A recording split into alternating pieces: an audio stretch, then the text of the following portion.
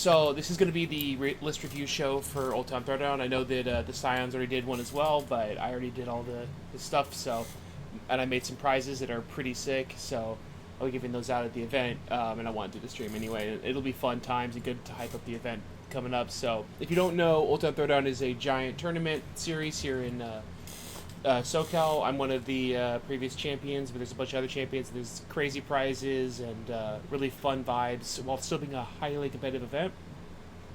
There's also stuff from all the way from like best hat to most mediocre and these really funny awards. So it's really just a great event in general in like a bunch of different ways. But you'll see some pretty dope lists, and this is like kind of really, I would say, right around the time where people start to kind of figure out what their lists are and what's good in this meta.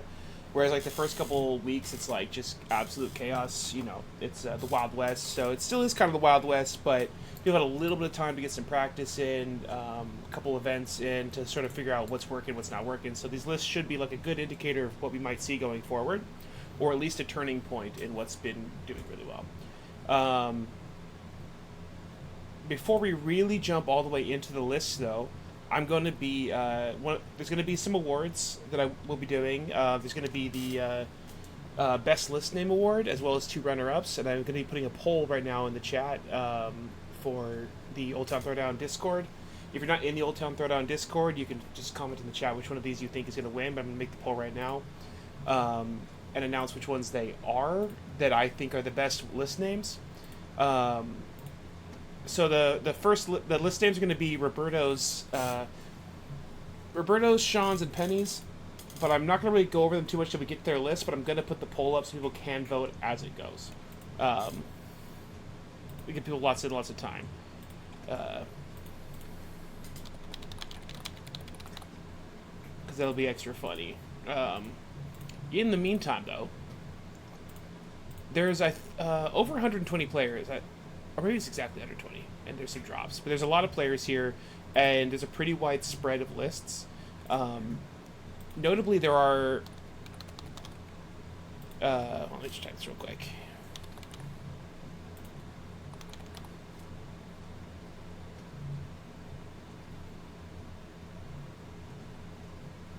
Let me just hold that up for a second. I'm just going to post it quite yet. So, there's actually several factions that are not showing up at all.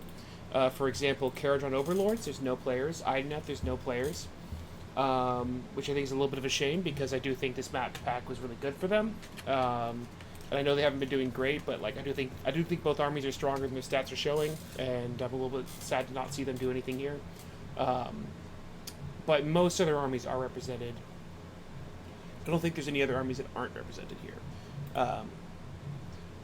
Well, so with that aside, I'm just going to start jumping in here and start going over some of these lists. I'm going to start off with Blades of Corn here.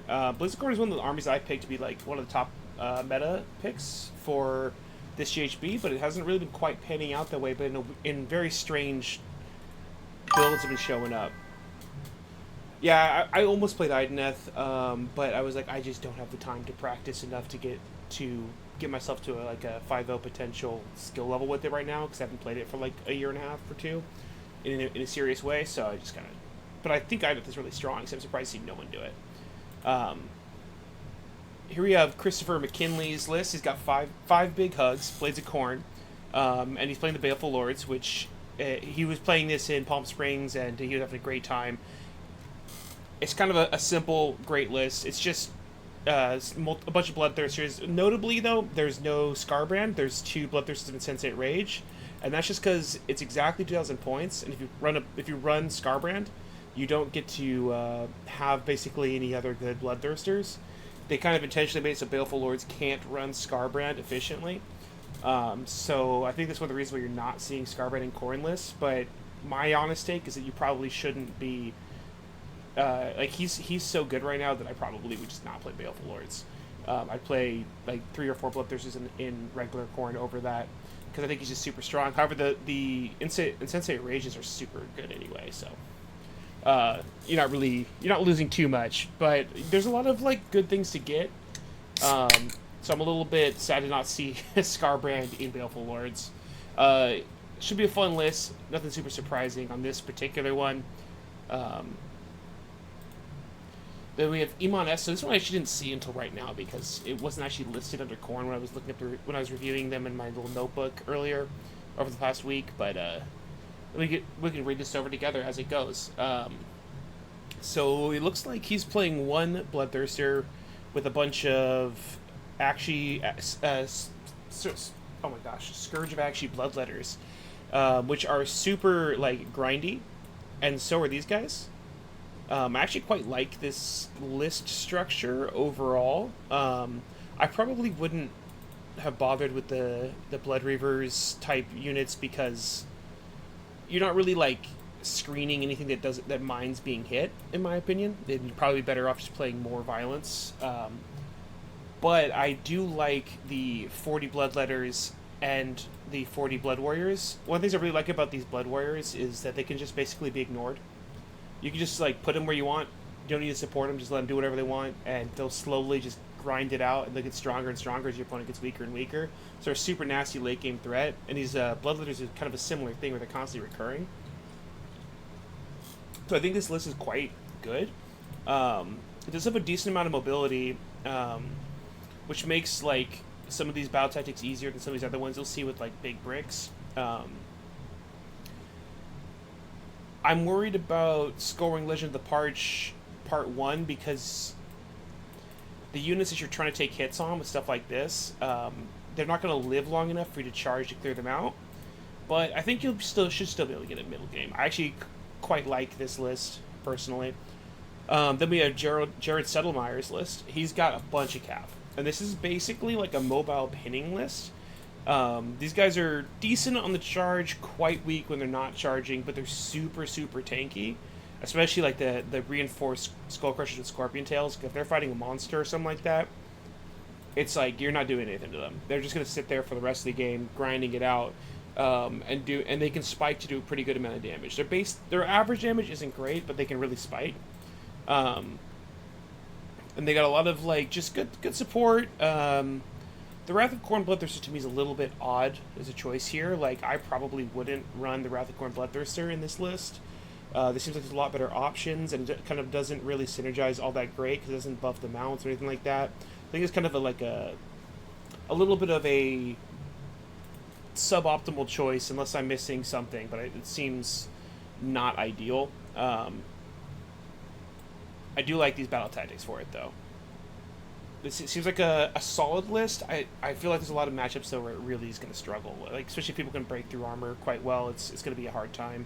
It's going to get shot pretty heavily by certain armies. So we'll see, but I think this really should have just been leaning more into what it's already trying to do with maybe the Herald on the Juggernaut or whatever, or some other units. I'm not sure exactly what it should be, but then we have Miguel Ada, which is pretty. Listen, I think this is the Good Times theme song, but I don't understand necessarily the joke with this list. But I do overall enjoy what this list is trying to do here. So there's the two Bloodthirsters, and there's like some combat stickiness, and there's a whole bunch of shooting, so it's kind of interesting. The Skull Cannon, like, we all know Skull Cannons aren't good, but they're also pretty cheap, and if your points are a little awkward, like, I could see fitting them in there. It's like, it does stuff. Crystal Battery is just really good, but it feels a little bit like you don't have enough of a board control presence to really keep the Cursed Steel Battery safe and grinding throughout the game. But I do like the kind of just a couple Bloodthirsters with this brick sort of playstyle. It just seems a little bit light on the table. We'll see how that one goes. Mike Reynolds over here. He's got this list. I think is actually quite good. It's super flexible. So if you look at it, he's got like the Tunes of Blood Reavers. He's got Flesh on the Karanak, running all over the table, scoring him like. Ticking up all of his blood tithe, or I think blood tithe, yeah. And he's also got some nice hammers here. I feel like probably with this style, these should have been the new ones, but the but you know, it's kind of dealer's choice. I don't think they're necessarily the wrong choice, but if you're trying to like play this a little bit slower style with the crystal battery, I feel like the new Bloodletters synergize better, but at the same time, the old ones are very, very good. So, small edges there, but I like what this list is doing. I think it's quite good at scoring tactics. Legend of the Parch can be a little bit tough, but Karanak helps a lot with that.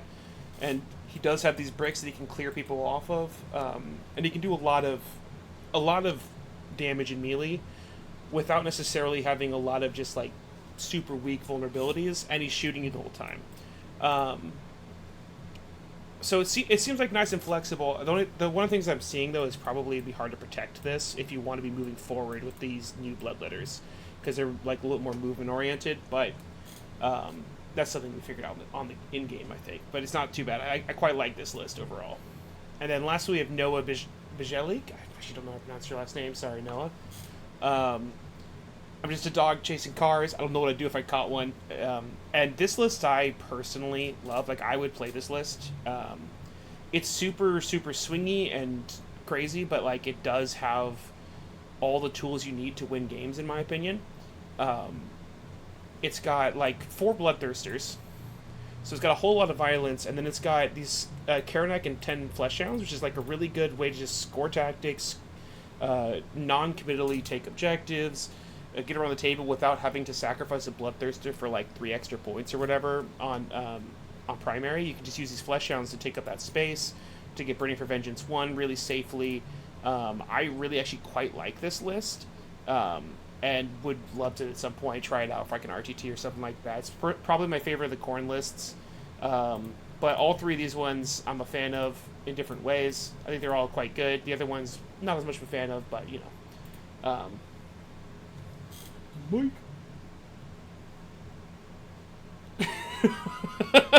Barker saying that I should ping him when I get to his, because he's only really interested in what people think about me. I mean, like, same, to be honest. Like, what even are other people? All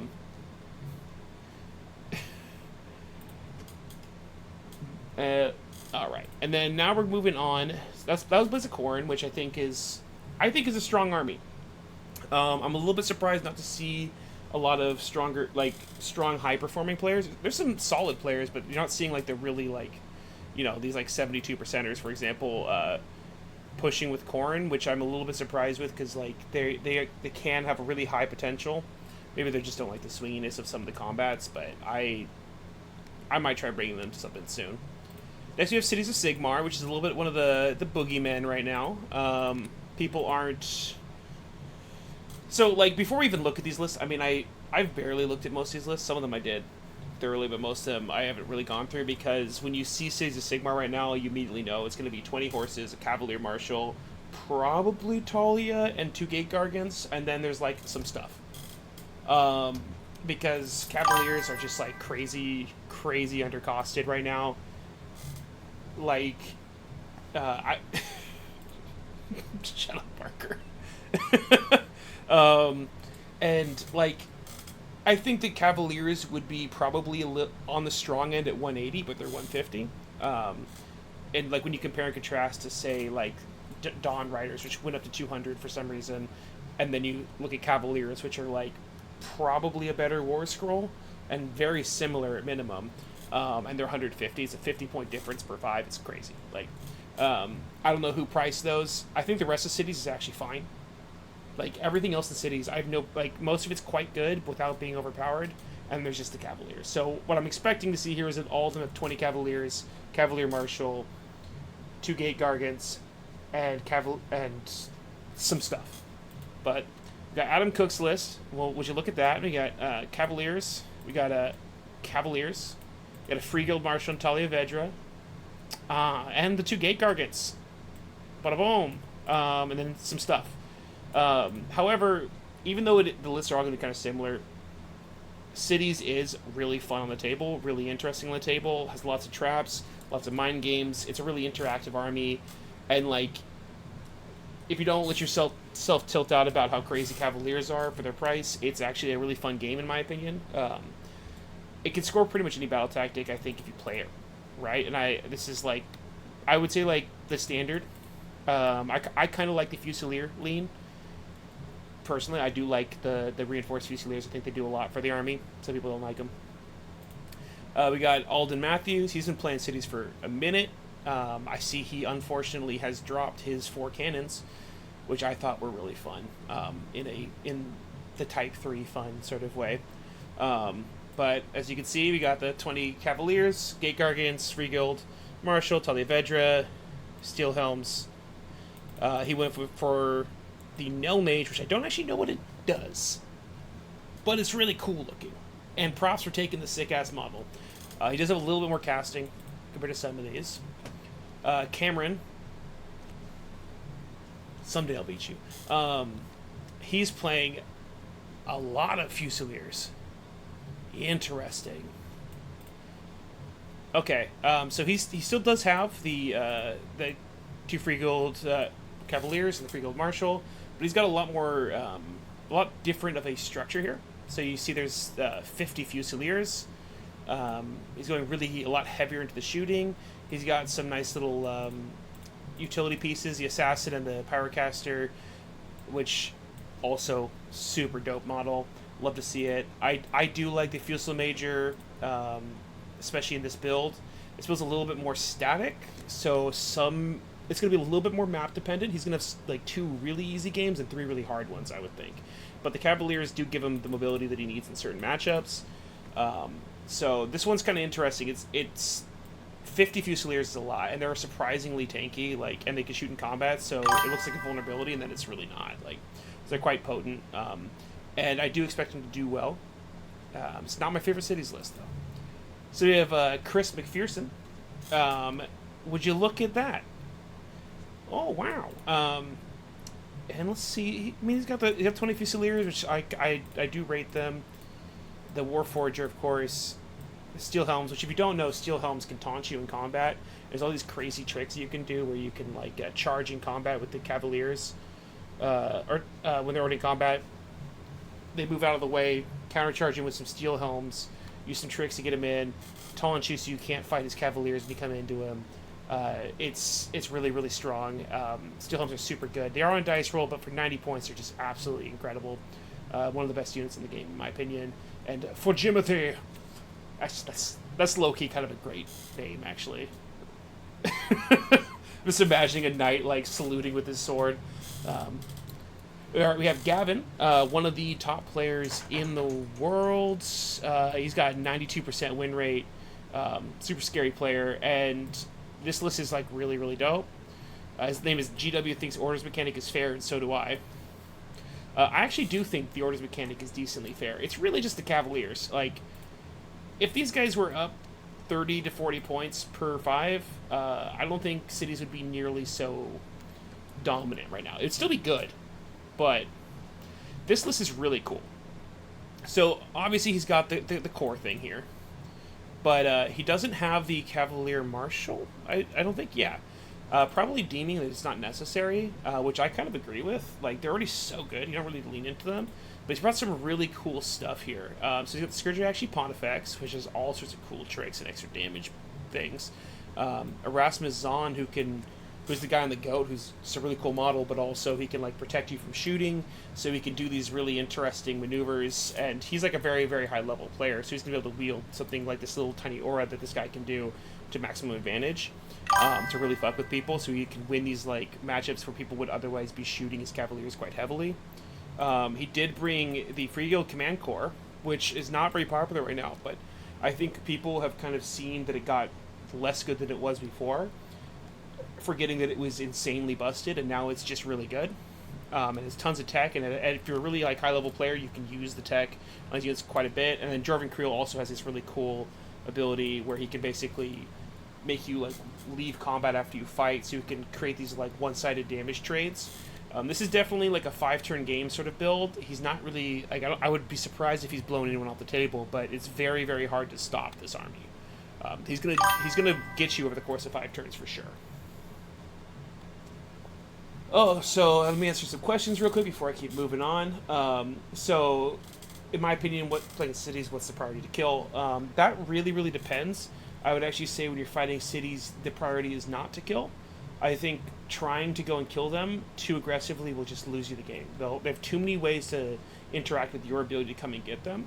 I would say the game against cities is either turbo bum rushing everything at the same time on an all-in go turn, or playing really far back and playing a really slow and steady game and not letting them get their tricks off and force them to split apart.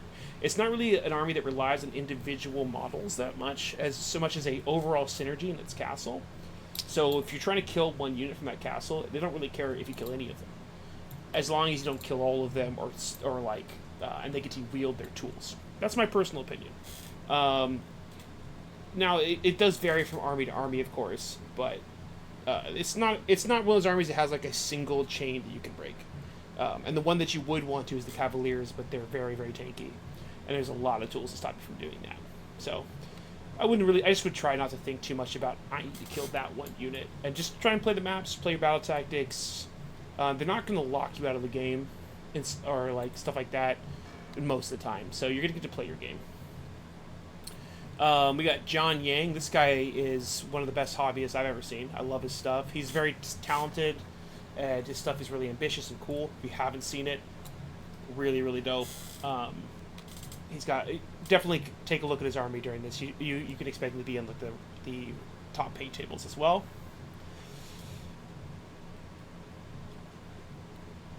I'll talk about your Stormcast opinion when we get to Stormcast.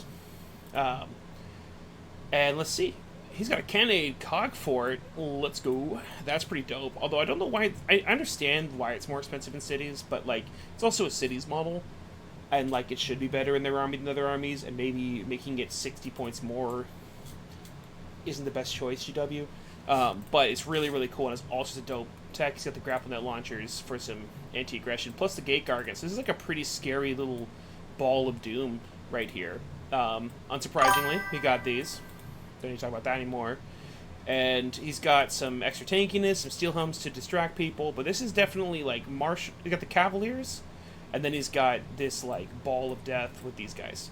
It's a little bit of a different core structure here. I'm happy to see the cog fort being played. I like this list overall. It seems really fun, and it's got like a two small castle sort of gameplay, which I've always enjoyed that sort of way. I like this one. And Nora Dangle fucking Nora's armies are always super cool looking. I have not seen their cities. I'm assuming that the upgrade on the cannonade cog fort cost something, otherwise they would have brought it. No, but they didn't bring it. Isn't there a thing you can take that's like... They didn't select something on the cannonade. Oh, and a Conqueror cog fort? Oh, shit. That's pretty cool. Double cog fort. And a bunch of other units. This is a really cool list. Double cog fort, you can put some guys in the Conqueror, which would probably be... I'm actually not entirely sure how they're structured, but this is kind of cool. Legend of the Parch seems actually very good in this list. Siege of Ashes seems quite scoreable, especially in the middle of the game. Maybe not like turn one, but like you got the Gallants in the cog fort. Probably. I'm not sure if you can put Free Field Command into it or not. Are they infantry heroes or no? Maybe. But this is a really... And I see now why they didn't have anything on their initial cog fort. This is a really cool list. I love this list. It's very different from the rest. It feels like cities should have a really diverse build. One of those armies is like almost defined by diversity in terms of its themes, and then it's just like Cavaliers right now. So it's really cool to see something that isn't just Cavaliers. Then we have Zach Pfeiffer from the Hobby Collab, and would you look at that? Oh my goodness! There's wait, is there not? Oh, there is. Another wait. It's only one unit of Cavaliers? Holy shit. Ah, you fucked up, Zach. You're supposed to bring two always. And he's also got a cog fort. Cool. Okay, I'm liking to see these like a little bit more diverse. Like I like having Cavaliers in the army, but just spamming them is like not as fun. Talia's super cool anyway, but I like the Wildecore Hunters as well. I think they're like kind of underrated as a unit. They're super flexible. They're decently potent as a unit that like fights skirmishing fights. He's got a good amount of shooting here, and a good amount of units that can get in the way of it. And he has some ability to reach out and touch things without having to overcommit too hard to them. So I think it's a pretty dope list. I actually quite like this list. It's a little bit more on the creative end for cities, and it's got a lot of tools in here without being all tech. It's like it's got a lot of punch to it as well. So I'm a fan of this list, Zach. My favorite though is going to be of them is Gavin's list. I think it's really cool. That's my favorite of the cities list for sure. Let me check the chat real quick. Yeah, I didn't see any Callous and Tolls in any of them. Everyone knows that Callous and Tolls in the cities unit. Next we have Daughters of Cain, the bane of my existence. This army pisses me off for real, on God. Oh look, all my abilities always work. Doug, I could not agree with you less. No, actually, it is a fun designed army. It's just like the math is just wrong. But for the dog players, it's definitely fun. For other people, it's very annoying. Especially Marathi with her ability to move a bunch of times, constantly all game. But like she did get brought down in Tad, and like the maps changed and stuff like that. We got Blood Sisters and Blood Stalkers. Stalkers are the shooting ones. The Twisted Branch is an interesting choice. I don't see why you would take them when you have access to Canary, because Canary are super good. Like probably the best skirmishing unit in the game, in my opinion. Like for 100 points, I can't think of a unit that I would rather have in that role in the army. So it's a little bit strange to take a sort of more tricksy army like that, a tricksy unit like that that's kind of more skirmishy, and bring that instead of just bringing the 2 units of Canary. But at the same time, the Twist Wheel, the Branch Witch is quite good, and they're also really cool, and people are entitled to bring the cool units. And he does have plenty of ability still, because he can move around the table really quickly. The Shadow Stalkers do some cool teleporty stuff. Marathi's all over the place. So it's a pretty cool list. I'm curious to see how this pans out. I won't be asking about it during the event. Evan is playing a Marathi Cain with 20 melee snakes, Crethusa, got those Canary I was talking about earlier, and Shadow Stalkers. So he's kind of got a little bit more of a combat-oriented list right here, but he does still have the Shadow Stalkers, the Heart Renders, and Crethusa for some nice tricks and stuff to kind of control the table while he does so. This list is like pretty straightforward. Dance, Gavin, dance. Like that. Joel Scrivener, Marathi in the Weeds. We've got another Marathi list with how many snakes, etc. Another Twisted Branch. There's got to be a reason that they're taking that over Canary, but it's hard for me to imagine why Canary aren't just better. And it's quite similar, slight differences between his list and Doug's, but very similar list. So same thoughts here. Yeah, the Arizona meta is definitely not the SoCal meta. So like, it's really cool seeing what people are doing in other regions, because like they'll have just an entirely different idea of what's even strong in army, and they'll think like something's terrible that your whole community thinks is crazy good, and like vice versa. It's really always kind of interesting. And it may be that secretly super good at dog. Like, we got Leo, Knockout Punch, who is basically running a very similar list to what Evan is running. 20 Sisters, Marathi Cain, a variety of support heroes, and he's got the Canary, because Canary are just incredible. I don't know why these guys didn't go up 10 points when the other ones did, because they're at least as good as them. The Scourge of actually Iron Scale has been a bit of a discussion point for people, whether it's good or not. I personally do like it, but I don't love it. Usually feels like Blood Sisters kill literally anything they want at any point anyway, so it's like, do I really care? But like at the same time, redundancy is good. She's decent at fighting as well. And it makes you less reliant on spells and stuff, so that's just an interesting point to that people like to talk about for sure. And Leo's an incredible player, one of the best ones out there, and he should be able to be real nasty with this. He does tend to play these more aggressive mobile lists. Then we have Matt Nuge, who's playing the Nip Twist special, with a pretty good name. I changed the Hag Queen on Cauldron for Cthulhu because I want to stare at her feet during my games. Unfortunately, you're gonna have to pay every time you look at her, so it's a $5 fee on FeetFinder.com. So we have 30 snakes. He's been playing this for last couple of GTs. It's brutal. It just kills like everything. You pump up snakes, give them run and charge, give them +3 movement, 17-inch moving, charge in, double fight, pick up like 1,000 points, and then they can't even trade with you. And you just do that twice, and their whole army's gone. And you're like, cool. It's no sniffing allowed at Old Town. We'll see about that.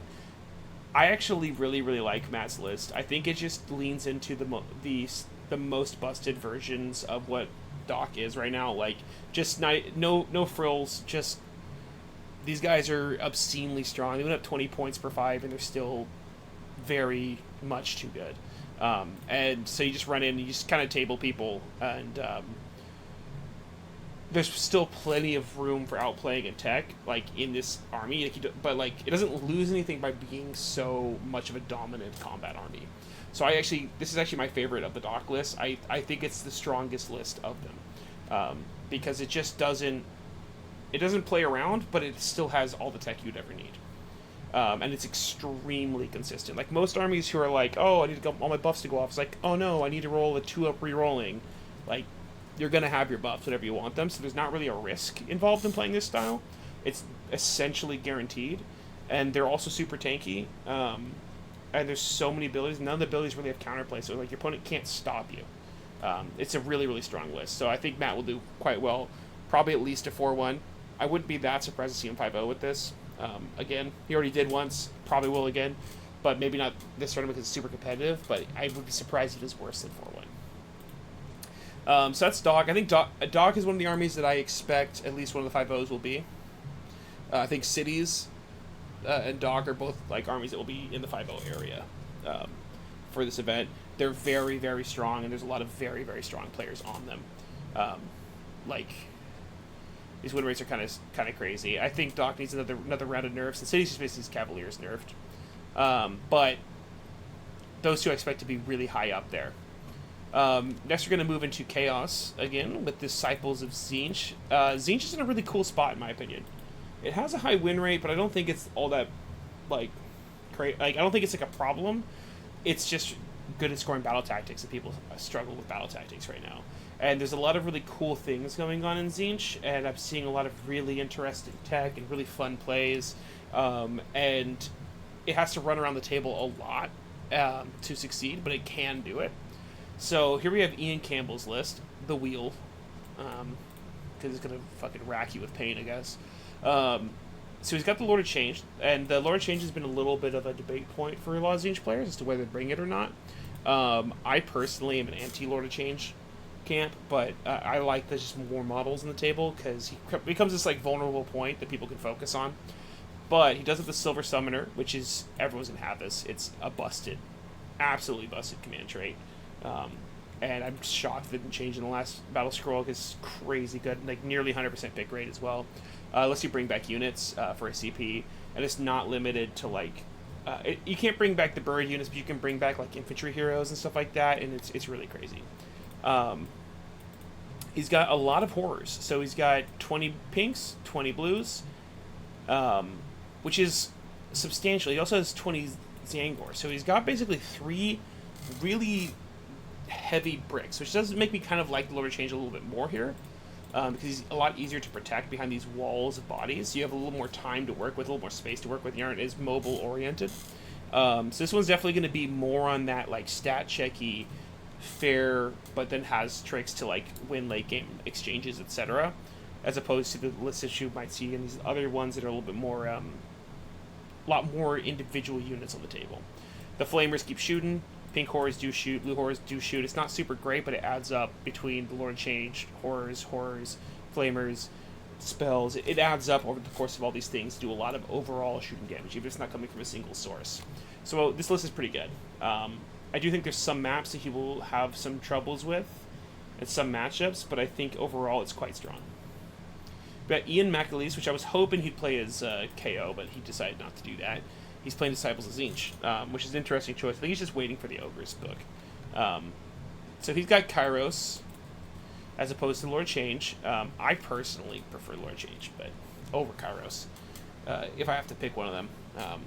But they're both good, and he has a lot of he's a very strong caster. He does a lot of good stuff. It's just a personal preference thing. With the 2-spawn of Zinch is a very classic thing you see a lot of time now because they're absurdly cheap at 60 points, and that way there's no situations where your opponent can just like trap you in the sky, essentially. So it takes away the ability for the opponent to say, hey, don't do that. I think if you're not playing Fated Blades, if you're playing the one we call table edges, you can get away with 1 spawn. It's a little greedy, but you can. You should always be playing 2 if you're not playing that sub-faction as you call table edges. The new Screamers are really dope. Just charge people, give them -1 their save, and you have all these like various units like Zangors. After you give them -1 save, can really hit super surprisingly hard. And this list is definitely playing more in the style that I was talking about, where there's like a lot of individual units that go around the table. It's also very much how Ian is known for playing. Like he's very much like MSU, lots of units, lots of small edges. Getting like nickel and diming you across a bunch of different points as he slowly wins the late game by a couple points, and it's very hard to stop this army because he's teleporting everywhere. His units are like expendable to a degree, but also kind of durable for a lot of them, but not like super durable, but enough for their points.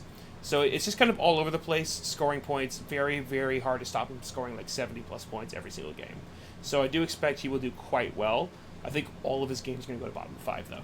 So he's going to be tired. We got Roger Vega. He's been playing Zinch for quite a while now. He's one of the Llama Boys. Grass-fed chicken and roided bull. It's a fairly accurate description of what you got going on here.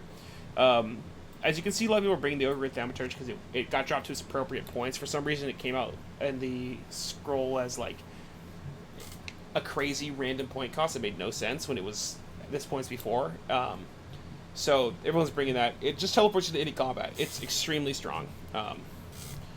Really annoying piece. Super good in lots of matchups. Very flexible. Decent fighter. And then when it dies, you just bring it back with Silver Summoner because this thing is stupid.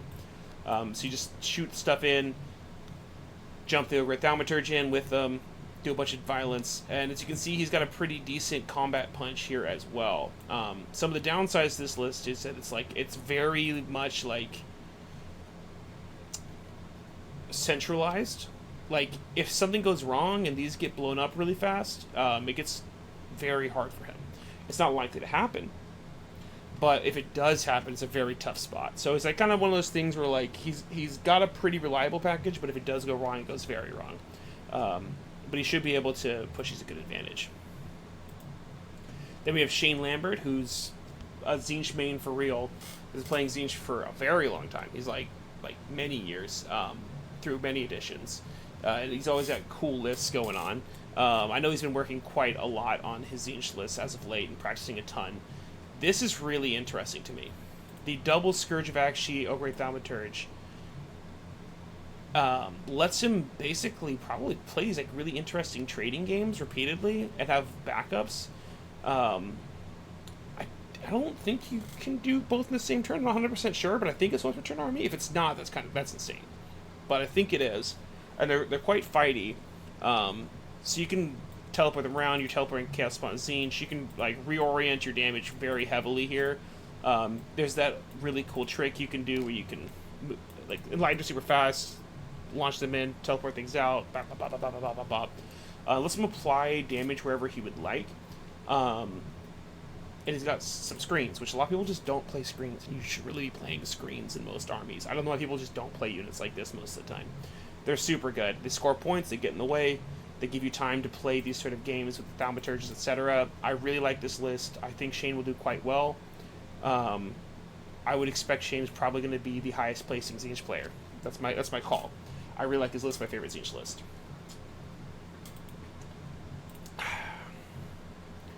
Alright. So that's Zinch. We got Flesh Eater Courts, which is an army that has been underrepresented up until now.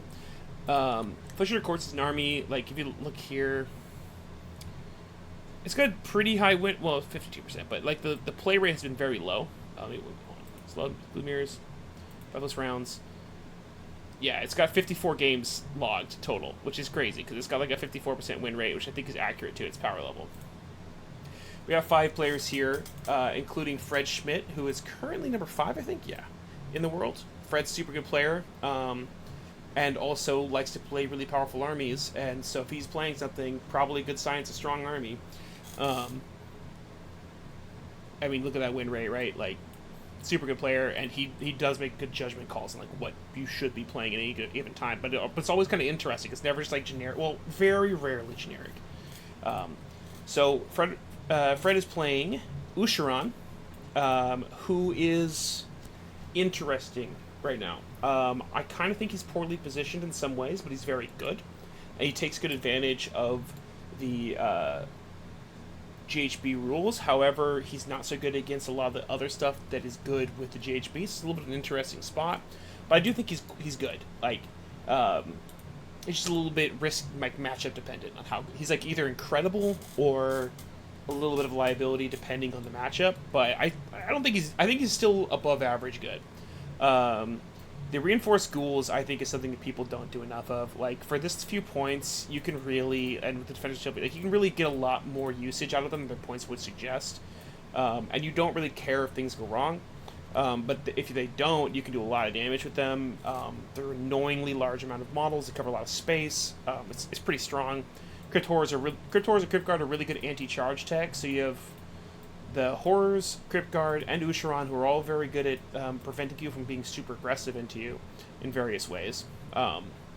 He's also got like a bunch of these units, so like triple Royal Beast Flayers. What I like here is, so the things that Usharan's not so good against, these are very good against. So he's kind of covering both bases. In the matchup where Usharan's really going to shine, these guys aren't going to be as good, but like they're not going to be bad. And then the matchups where Usharan's going to struggle, these guys are really going to shine. So it kind of covers the two bases there. And I think it's a really neat balance that's struck here. And I think this list is very, very good. It is flexible to many matchups. And it got it by Walter Brock, so who's also a very, very good player, and wrote this list for him. This list is super strong. I definitely expect Fred to do really well. I would expect, though, it's probably quite tough to play into like some of these heavy shooting matchups. That's probably where he's going to have some really hard games and really like play his ass off to get those wins. But very good list. We got Ian Black, SoCal player here. He's been playing Feg for quite a while. His army's really cool. Really cool looking person. You should definitely come and look at his table if you get a chance. It's really nice hobby. Nice to the square table. Wow, you're playing Nerds? If I was listening to Locker. We got the Abhorrent Gold King and Royal Terrorgeist right here with Savage Beyond Reason, which is so expensive, but very, very good. So the Royal Terrorgeist is like very strong into this GHB. I know you can't like get the crit mortals on the bites in the end step fighting, but it's still really strong. And I think people think that like the dragon build is dead. Like pure dragons maybe isn't good, but dragons are still very, very good. Like, it went from like a 72% to like a 55%, and to be like, oh, it got nerfed. It's like, it's still on the edge of OP. Like, it's still very good. And he's playing the Terrorgeist, Zombie Dragon, and Royal Terrorgeist, which I think is like the right amount to play there. Like, you got the dragon threats, but you're not like entirely leaning into it. So I think this is like a pretty good balance. And then he's got the Crypt Flayers, Courtier, just some stuff. The horrors are very common to see, like the reinforced horrors are just really good as a single unit. The second unit gets a little bad. I personally think Morbeg Knights are a little overcosted right now, but like, what are you going to do with the other 20 points anyway? So, and they're not a bad unit, they're just a little bit expensive. And they're nice for scoring battle tactics. Smokescreen, I think, is an underrated battle tactic. Because it's really good in either super, super grindy lists that don't need to kill, or super, super aggro lists where you're trading. The second part of Smokescreen is like really underrated in how good it is. Because I've been playing some Smokescreen, and like, it sounds like bad, oh, more units have to die than yours, but like, a lot of the time, it'll happen, like, you're just like killing something really important, and like 3 units fight into it, and you kill that thing, and then like 2 of your little shitty units that were stuck like almost dead in combats already die, and you get your battle tactic. It doesn't really require you to like, you don't have to just sacrifice, but also you can just be like, oh man, this crypt flare unit has 1 wound left. I'm just gonna stand on objectives and launch my 1 wound flare into die. I guess like I might get 5 points for that. Like, Smoke Screen's underrated in my opinion. So, cool list. Excited to see how that does. John Duniz, who this is the Arizona TO John. I'm 99% sure.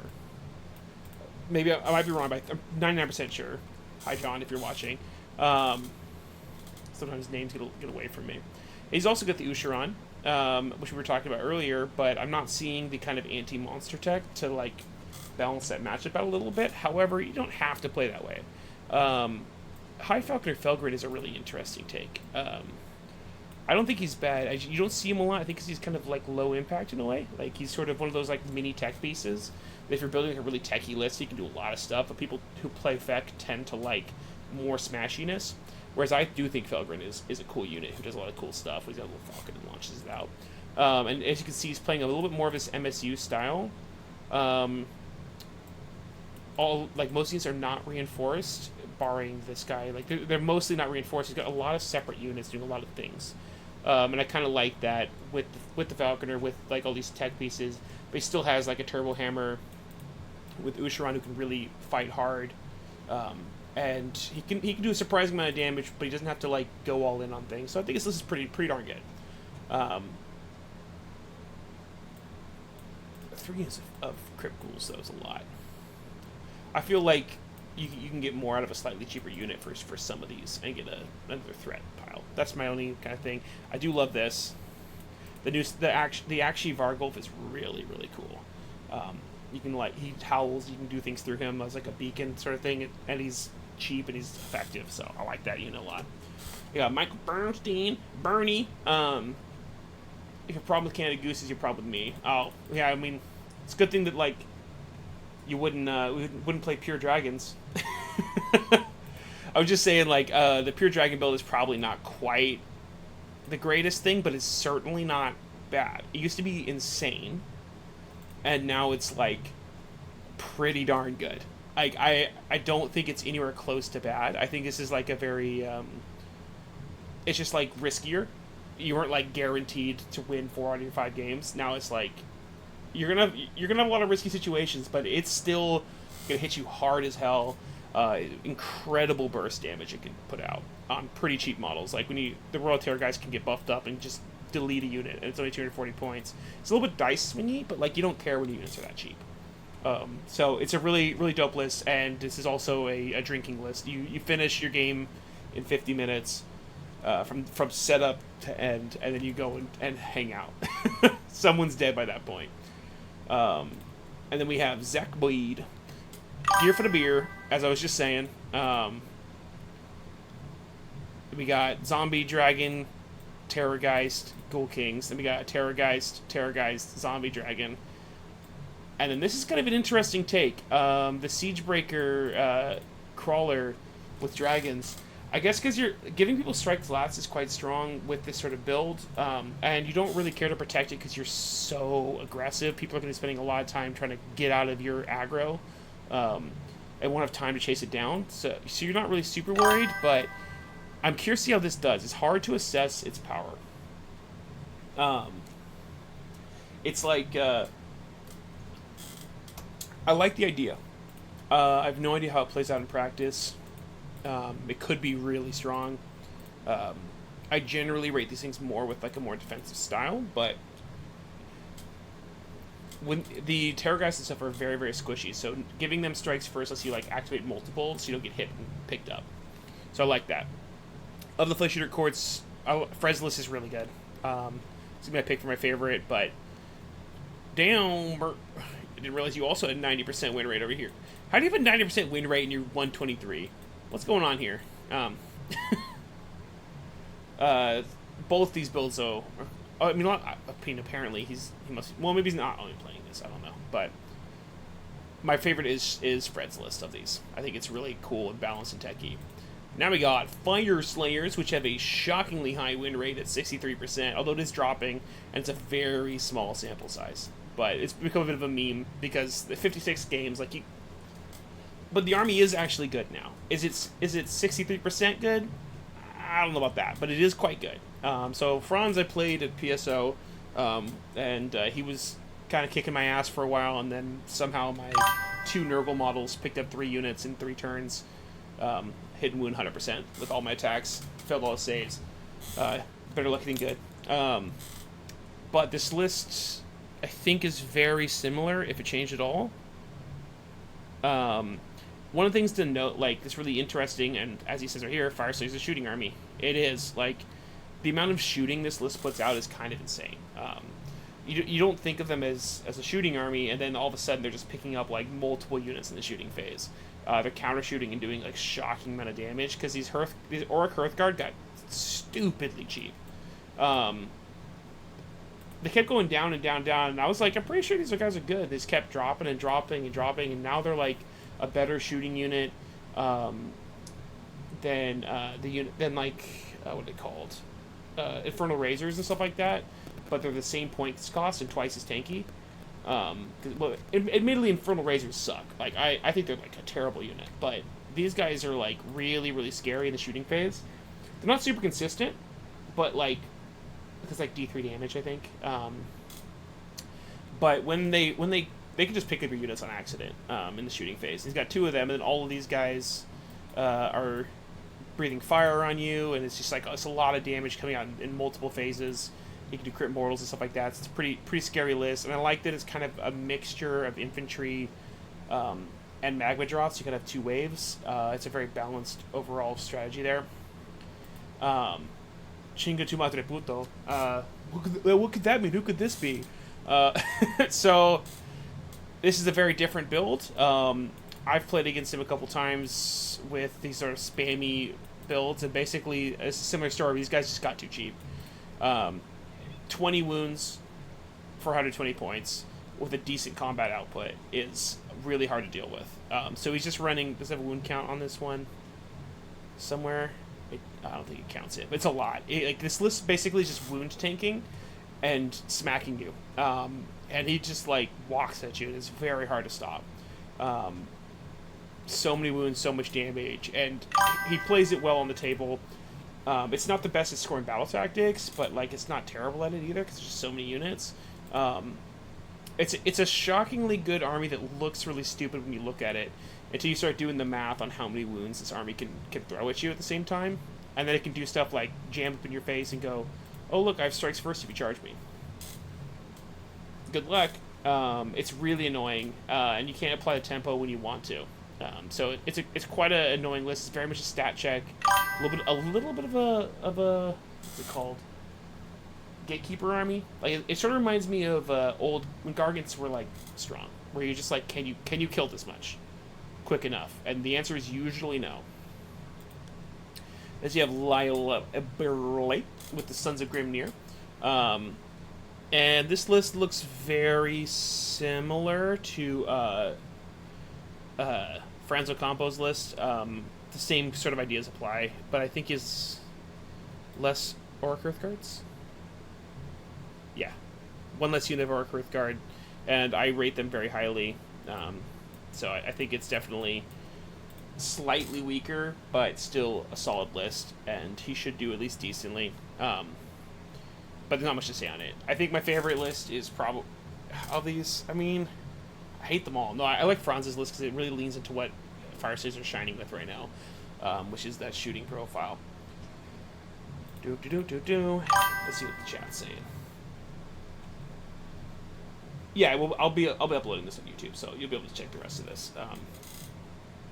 And I'm not that far in anyway. So we're on to Gloom Spike Gits. There's only 2 Gits players, which is a little bit of a shame, but, you know, it is what it is. Gits is like a poorly written book, in my opinion, in many ways. So we got Charles Howard, and he is playing Helatrogoths. 1, 2, 3, 4, 5, 6, 7 units of 3 Trogoths. So 21 Trogoths, a Dinkold Trogboss, Trug, and Skagrod. This list is very brutal in the combat phase, very, very tanky, regenerates constantly, but very slow. So it's going to be a matter of can he score points, and you probably won't be able to kill this list though. Like it's a very much it'll grind through your army, really brutal. On certain maps, this list is very hard to beat. Other maps, it's going to be really struggle for Charles to pull it through. Very straightforward. But I love the purity of just trogs only, no squigs, none of this wolf shit. We're getting dumb and we're regenerating. And then we got Zach Tipton, rolling bad, which, because you put this, is actually a blessing. You will not roll any 2s; it'll be all B1s instead. We got the Squigalanche, but there's not that many squigs in this list. I mean, there is. So it's kind of, but it's like, I guess what else are you gonna take, right? This one's a little bit more of like what I would say like a standard in a way. I mean, there's not really a standard build for squigs, but like, I mean, forgets, but like, it's got that balance where you've got some wolf units, you've got some squig units, you've got some trog units. It's kind of playing in all phases of the game. He's got the Glitzy Bits Rolla, which is kind of nice. This guy synergizes in a variety of ways. It's kind of a well-balanced list. It's very neutral in its matchups. It's good. It's kind of good at every map. It doesn't really shine anywhere. It's very flexible, sort of toolbox list. It's I think solidly good. It's a little bit hard to assess. I haven't really seen any Gits games in the new GHB, so it's a little bit hard for me to assess that much. Yeah, all the Arizona players everywhere right now. So that's Gits. Of the 2 lists, my heart enjoys Charles's list more because it's pure. It's absolute himbo energy with just 12 IQ trogs and smacking people. I like it. Now we got Slanesh. I think Slanesh is a big boogeyman man for a lot of people, but I'm actually one of the people who doesn't think it's nearly as busted as people think it is. I do think it's strong. Like, it's definitely on the strong end, but we've also just had like a lot of extremely good players playing it, and like the average players are struggling a lot more with it. Like, it's not like picking Slanesh is going to make you win tournaments. It just lets really, really good players win tournaments. And they see that and they're jumping onto it. So if you like look at who's playing Slanesh, I think it tells more of a story than Slanesh itself. So like, if matching the Slanesh, I don't think it's that. I mean, it's strong. Like, don't get me wrong, but like, it's got a lot of moving pieces and a lot of things that you have to get just right, and your opponent has to also not know how they work. And there's a lot of mistakes you can make with this army, and so it's going to be really interesting to see if this trend continues with this high win rate. 'Cause I think right now it's sitting at a 57 with an okay amount of games, but this is like 116 is like not enough to truly see it. And I'm curious to see if that trend continues or if it kind of flips over time. I might be entirely wrong about it. This has got to be song lyrics, but I don't know the song, so I can't sing along to it, unfortunately, Daniel. So he's playing Glutos, who I do think is good. Actually, really everything in Slash is good, in my opinion. There's not really a lot of stuff that I think is bad, other than like Demonettes. They suck, but everything else is pretty solid. Glutos, you know, he's got that like healing. He's got a decent shooting profile now. He's got a lot. He's good at magic and anti-magic. He's really good in these like kind of castle builds. This guy's bringing a nice mix of different units. Like, he does a lot of repeating. It's kind of one of each thing, and I think that's decent. People are spamming Painbringers a lot, but I think Painbringers are not as broken as people think. Like, I don't know, they're tanky, but like they're basically Rotbringers, but they're really good. But I like to see something else here. Twin Souls I don't think are bad. I do wish their ability wasn't once per game, but when it's good, it's really good. So they're pretty solid. Thrice with Discord really good. He's got the shooting, he's got the Seekers, and the mask. You gotta take the mask. Mask is like auto include. It's just like a nice balanced list. It's got a lot of different tools. I do think its castle's a little bit soft, though, because, like, if you're going to be playing Glutos Castle Ball of Doom, you should probably lean a little bit harder into it, maybe, but I don't know. It's actually not that bad. It's got a lot of tankiness still. But I know mostly we're playing Obsession with Control on the Seekers because it gives them a 5-up ward on an absurdly undercosted wound count. Like 10 points for Obsession Control, this seems to be like 50, 40 or something like that. But we got Fred Whitney, who's doing the 30 Painbringers, which you're seeing a lot of. One of the reasons why Painbringers are really good right now actually is mostly to do with the Depraved Carnival. You need to move all 3 of them D6 inches every turn is kind of stupid. And so their main downside of being a slow dirtle pile is kind of negated because they get to move D6 inches each of them. As you can see, he's playing like Flanking Firestorm and Burning for Vengeance, which require a little bit more movement. And he's got these 3 as Seekers, which I think is really cool. I really like that bit of tech on there from Fred. And then the Contorted Epitome is a piece that I think is quite good and seeing a little bit less play than it probably should. It's really strong. And it basically forces people to be in certain areas and not move away. So you get this like interesting shifting movement control and board control going on. While also being like a very combat-oriented Dirtle fight army. And then he's got the Fiend Bloods to ambush people. So I quite like Fred's list. Matt Box, Index Corn tempted me. He missed Corn's at OG rules. He used to play Corn like for a long time. And people wanted... The mask basically has Murderlust in a way. It's like slightly better and slightly worse at the same time. And this is doing the triple Painbringers. Sigvald, who's not seeing as much play as I think he deserves. He's quite strong. But he does have a vulnerability, I suppose. But I still think he's really good. And he helps you in a lot of matchups and really helps you in the mirror, in my opinion. Like, this is really good into the mirror. And then we got the Blissbarb Seekers, who are another unit that I think people aren't playing enough of. Like, I think the Blissbarb Seekers and the Spicy ones in particular are severely undercosted for their wound count, their output. Like, I struggle to see how anyone beats 40 Blissbarb Seekers, for example. It's just crazy. Like, and that's not even that many points. That's 1,200 points for 40 of them. And each unit is 40 wounds, so it's 160 wounds for 1,200 points that also all shoot and move 14 inches. It's kind of dumb. Fiend Blood's really good. This list is... Flanking Firestorm seems kind of tough sometimes, but not that tough. I like this list. I think it wins the mirror and wins certain matchups that traditionally are a little bit tougher for Slaanesh, like Nurgle. Sigvald helps a lot.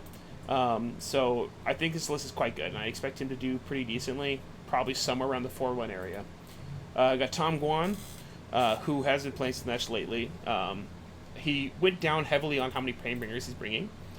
He was bringing hella, now he's bringing less, and he brought Shalaxi, who's really cool. I think leans into Guan's very aggressive playstyle a little bit more. You can definitely expect to see some aggro out of this thing with Shalaxi and the Slangor Fiendbloods, and the mask and like all the stuff. They can also shoot. Like, so you'll see some really dynamic plays coming out of him on this build. A little bit less of a stat check, a little bit more of the aggro mobility playstyle, and I really like Shalaxi. Lastly, we have Trish, longtime Slaanesh player, and she's been changing lists a lot as of late. So we're seeing the Cursed Steel Battery here with... Oh, there's not the... Oh, for some reason I thought there was 2 shooting units. Okay, I must have misremembered that. Of course, you got the Mask, Darksoul Discord. It's in almost every list. Lord of Pain, I personally don't love. I see it, but like, not. I personally wouldn't bring Lord of Pain. Just not doesn't resonate for me.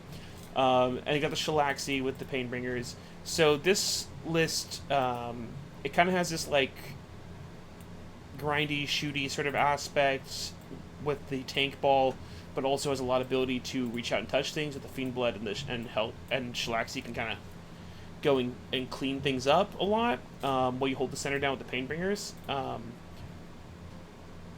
Yeah, my main gripe is I just wish that this feels like a little bit awkward to me and makes the drops quite high.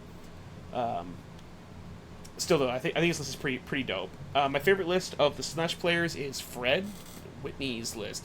I thought this one was really cool. I really like the choices here. The Seekers are a really interesting choice. I like the symmetry in a way, and the commitment to a plan going on here. I like it. Rate it highly.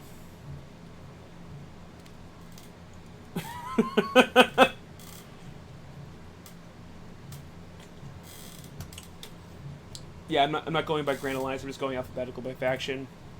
Gets a little spicy up here. Um, Real quick, I'm gonna post now um, a poll into the Old Town Throwdown Discord. It's gonna be for best list name. I already picked three of my three favorites, but I'm gonna let the crowd decide which one is the best. I will go over them more. You can go on your own, but I'm just gonna post it. Feel free to answer whenever, but it's gonna be up. Um, and just gonna leave that there while I keep moving on with this. So because one of them is coming up right now. So we're on to Hellsmiths of Hashut, which is a shocking number of Hellsmiths players. I don't know why there's so many, but I do think Hellsmiths is like weirdly low win rate for how good I actually think it is. Like, I don't know why it's this low. Where is it? It's at 39%, which is crazy to me because like the army is not that bad. It's definitely not that bad.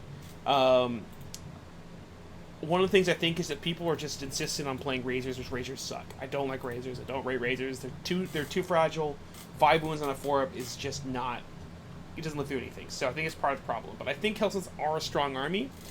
I think part of the thing is that everyone's been playing these anti-shooting sub-factions and abilities and tech like that makes it really hard to use your models.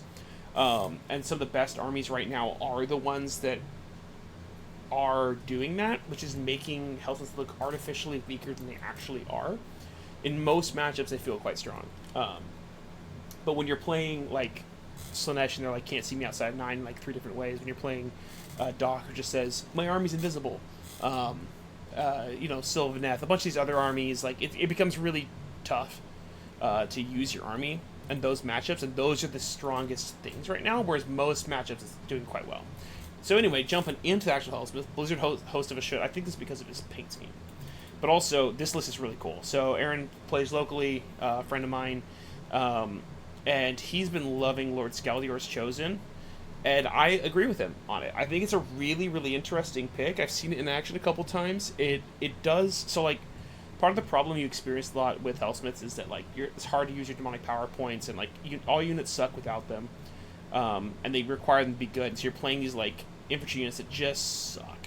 Like, they're just awful unless you have 2 or 3 DPP on them. So, like, these guys, you don't want to be playing, like, 3 units of these. But if you don't, it's too hard to protect yourself. So, by playing Lord Skaldior's Chosen, these are units that don't care about DPP. They're really good at holding objectives and holding them in the line. They fight decently, but you don't have to throw your resources into them. So they kind of take that spot really nicely. And then he's got a good amount of aggression, plus, like, the Knights and the Chaos Lord can be like a nice little mallet unit. And then he's got the triple artillery. And I really like this sort of build that he's got going on here, because it's got a lot of presence on the table, but also has a lot of threat projection. It will grind you down, or it'll come and get you if you keep playing back for too long. So it's got a really nice thing. It does seem kind of hard to get Blazing Onslaught. To me, I probably wouldn't bring Blazing Onslaught. Kind of similarly, Burning for Vengeance seems like a bad... Like, the battle tactics, I think, are going to let him down here, unfortunately. It's really hard to get... Like, I mean, you can get the first part of Burning Vengeance because you got the Vandals, but, like, it's... Your battle tactics are forcing you to do things you don't want to do. And I think Siege of Ashes and Leisure of the Parch would have actually been better here, in my opinion. Alright, we got Alexander Gonzalez, Curse the Cranked Hog. It's a pretty good list name. He's been playing a lot of Hellsmiths. He recently brought like 7 Dominator engines to the Iron Man GT that we played in, and we played in the finals. It was super fun. I could not kill them. I won on points because it took him like half a turn too long to get out of my pinning, but it was a very, very close, fun game. All of our games are always super fun. I love playing against Alex. If you look here, he's playing Tar's Grand Forge Host, which is definitely the strongest way to play Hellsmiths, unfortunately, because it's just better in like almost every way. He's got Hell Infantry. He does have the razors, which I normally don't love the razors, but they actually are good in Tars Grand Fortress because if they do get caught, you can bring them back, and they do get the buffs over time to slowly get really strong. Um, it's really hard to play them right now, though, because they don't have access to the retreat and shoot, which was quite helpful for when things would go wrong. However, I like this list a bit. I like the Primal Energy. It synergizes super nicely with the Triple Dominator engine. And this list just feels solid. It's slow, but inevitable. And it's got, I think, the right amount of each unit here to really do what it needs to do. And he's a very good player, so he should be doing pretty solidly. Blazing Onslaught becomes a lot better when you're in Tara's Grand Fortress because you're constantly threatening to steal that back objective by coming up table edges. I mean, a terrain piece. So it becomes very easy to score part 2 and 3, whereas in normal Hellsmith it's really hard. Alright, we got Brian Brown. This guy's an absolute blast to play against every time. I love our games. It's always raucous. And he's also quite good, but we always fight round 3 when he's just like drunk off his ass already, and I barely win anyway. It's a super close game. Alright, so we got Little Corny, OTTD. He's playing Bullfather's Horns, which is an interesting one. I really don't like most of the sub-factions for Hellsmiths because they just don't do anything most of the time. But if you use them right, they can be good. This one I think is one of the better ones. But, like, there's really... I would have liked to see more Cav, if you're going to do that. You know what I mean? Like, as I've said a bunch of times, I hate these guys. Hate them. Piss me off. I would like to see more, like, of the Anointed Sentinels. I put it in the name of the vote. You can look them up individually, but I'll be announcing them as we go, rather than just typing the whole thing out. But those are the 3 players on the vote, and then you can look up their names, but we're going to get to one of them right now, so that's why I put that. Yeah, I like Brian's list. I love the Scarbrand. I love the aggressive lean. I feel like the blunderbusses are holding him back. Alright, we got Daniel Callahan, the Ford Taurus of lists. It's a pretty good name. And he's got the Demon Smith on Infernal Taurus, plus Urukhtar, Bull Centaurs, 2 missile launchers, and he's got a good amount of screening units, which I like, because they're doing what they are, which is be screens, rather than try and make them actual threats. So you can just take up some space, hold objectives out, and just put a bunch of points into it. I quite like this list. I think it's doing a really good job of what it wants to be. But this one feels like it should, instead of being Demon Smith Cabal, it should be on the movement one, to me. Like, you already have 5 casts or whatever, 4 casts? At least, you have 4 casts, and then you have a prayer. Like, you don't really necessarily need that much help casting, but... And your Morbid Conjuration instead of playing the bridge. Like, I could see if it was to get the bridge off and +3 to charge on Bull Centaurs, but... To me, I think you should be in the Horns. We got Matt Abbott. He's got a really cool list name. It's super clever. I love that. And he's also playing Morbid Conjuration. This is an interesting thing I keep seeing. Wonder why people have swapped off of the bridge deck. So he's got the blunderbussies, which I just hate them. But he does the reinforced Noted Sentinels, the new ones, which are pretty interesting. They can be very tanky. They're good at holding objectives and stuff like that. They're flexible. Bull Centaurs, Urukhtar, and he's got like the rocket batteries for like hammering people down. A couple little screening units, some holding objective things. This list feels like kind of balanced and flexible. It's just that like these are super vulnerable, and you're playing too many vulnerable units, in my opinion, with all 3 of these. And they're going to get caught too often. Okay. And that might go badly, but I like the list in most of the other ways. Got Mike Metcalf, who is playing Bullfather's Horns. So interesting, like we're not seeing what I was expecting to see, which is everyone playing the Regiment of Renown. Because it generally has been good, but maybe people are just like excited by this new GHB and the potential of other things being good. And maybe they're right. This guy playing Hello Kitty Smiths, and has an entirely Hello Kitty themed army from top to bottom, and has even named Like the Bull Centaurs are his bronies. He's got his Hobgoths. Like it's pretty good. The theme is just fantastic, and it's really funny to see it. I've seen some pictures, and it's pretty funny. The list is formatted annoyingly. Makes it harder to read, honestly.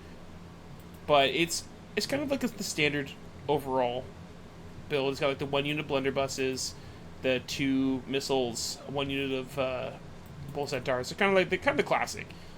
Some screening units, and the Burning for Vengeance thing is weird to me. I don't know why people keep bringing it. It feels like hard to score with this army. But all right, Patrick Ohanessian is his army is hilarious. 100% USDA certified beef, and he's got Infernal Taurus, 4 Taurus, 4 Taurus, 4 Taurus, Urktar, and some missiles and 1 unit blunderbussies. These guys, again, why are these here? They suck. Get rid of them. More other things. Even just 3 units of Hobgrots would be better. But this list is absolutely based. Boulevard's Horns. I almost feel like you could play the Regiment of Renown and with these guys and just kind of charge in with all of them and be really annoying and get all the bonuses to charge. But it's probably not even as good as just playing in standard. But like, it seems pretty fun to me. And possibly good, but this is super fun. I've seen him play it like once or twice already, and it's really hilarious to see all 5 of those on the table. And then Roberto Campos McDonald, who's one of my picks for best list names, because the passion, you can feel it. This book is so badly written, the AOR is the only thing that makes the army somewhat tenable in play. There's no way a human wrote this unless they had a brain-eating worm like RFK. And you can just feel the rage and fury in it I think a lot of players have been feeling for a long time, and it's just clever. So, and he's playing, of course, Tara's Grand Forge Host, which is surprisingly in this event not the most popular, but generally it's like the only way you see people trying to compete with it. And so that's number 1 of the that's Roberto on the voting for best lists, best list names. So we have Urktar.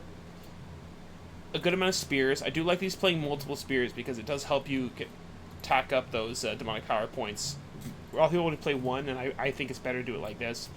And then he's got multiple Dominator engines, some blunderbussies, which are decent in Tara's Grand Forge Host at least, and then some rocket batteries and a bombard. So he's got like a lot of shooting power and a lot of staying power. And it just gets stronger and stronger and stronger as the game goes on. So I quite like this list also. And Roberto's also quite a solid player. I think this list this is my personal opinion, with him or Alexander Gonzalez are going to be the best Hellsmiths in my opinion. My favorite list is Aaron Bressler's list of Hellsmiths. Alright, going into Iron Jaws, which includes yours truly, but I'm going to do mine last because the other 4 are very similar to each other, so we'll talk about those first. Up first we've got Taryn Burke, a friend of mine. He's quite a skilled player, but has not been playing as of late. So he's kind of getting back into the game. We's just warming up, borrowing some Iron Jaws here, playing this dope list. It's a very flexible, balanced list. So he's playing the new script of actually Mega Boss, 20 Brutes, 20 Yard Boys, some support characters. He's got 99 Ward Smash and Champas, of course, because, I mean, any less than that would just be suicide. Unit Ragers and a Gouger, so, like, this combo right here basically lets him fight with 3 units in a row before you get to activate, which is pretty mean. And you can really create some really dynamic upset moments. Zogrok is good for removing wards, but also buffs crit mortals to break through armor saves, a lot of combat buffs. He's got a lot of reliability in his buffs because he's got the double War Chanta and Shaman and Zogrok, so he's all sources for them, but they're all on dice rolls, so it's a little flexy. And the Mega Boss just gets stronger and stronger as the game goes. This is kind of like a... Weird Fist gives a 6-up ward when he's next to any of these 3 heroes. So it's a kind of like tanky, grindy army. The double Brutes, if you Brutes are really good in multiples now because if you hit them before they fought, they get plus 1 to hit and wound. So if you're fighting multiple units of them, every time you swing it can really, really backfire. They can suddenly just blow you up super hard. So new brutes can really fight super, super well. This is a little bit static in terms of movement, but the Mega Boss helps a lot with that, with the double Mighty Destroyers, and you get teleports and stuff like that, so you can get around the table decently as well. Then we have Matt Jones, who's playing 3 units of brutes, and he's basically just leaning even harder into that brute playstyle than Terran is. Instead of the Ardboys, just more violence. There's a unit of Ragers and 2 units of small units of Rekkas that run around being annoying. It's a very similar style, but just leaning more into brutes, a little bit less into the durability. Still got Zogrok, still got the triple thing, still Weird Fist. So very similar list. He's been really enjoying playing it lately, and I'm excited to see how he does. He played this at a tournament, like the last 2 tournaments, similar. He's slowly tuning in what he likes about it. Then we got Ivan Blanco, who's another local Iron Jaws player who is also playing 20 brutes. He's got hella Rekkas, though, which is quite interesting. I like it. It does score Siege of Ashes quite well. It's good for Burning Vengeance. Although I think Burning Vengeance can be very tough with this sort of build. He's got 20 Ardboys, so he's got 20 brutes, 20 Ardboys, a little bit of a nice tank central area, and then he's got the Gougers, so that lets him get some mobility and some combat manipulation. But a very similar structure to the list. You're seeing a lot of these ones are very similar. But then we have Brendan, who is not playing that.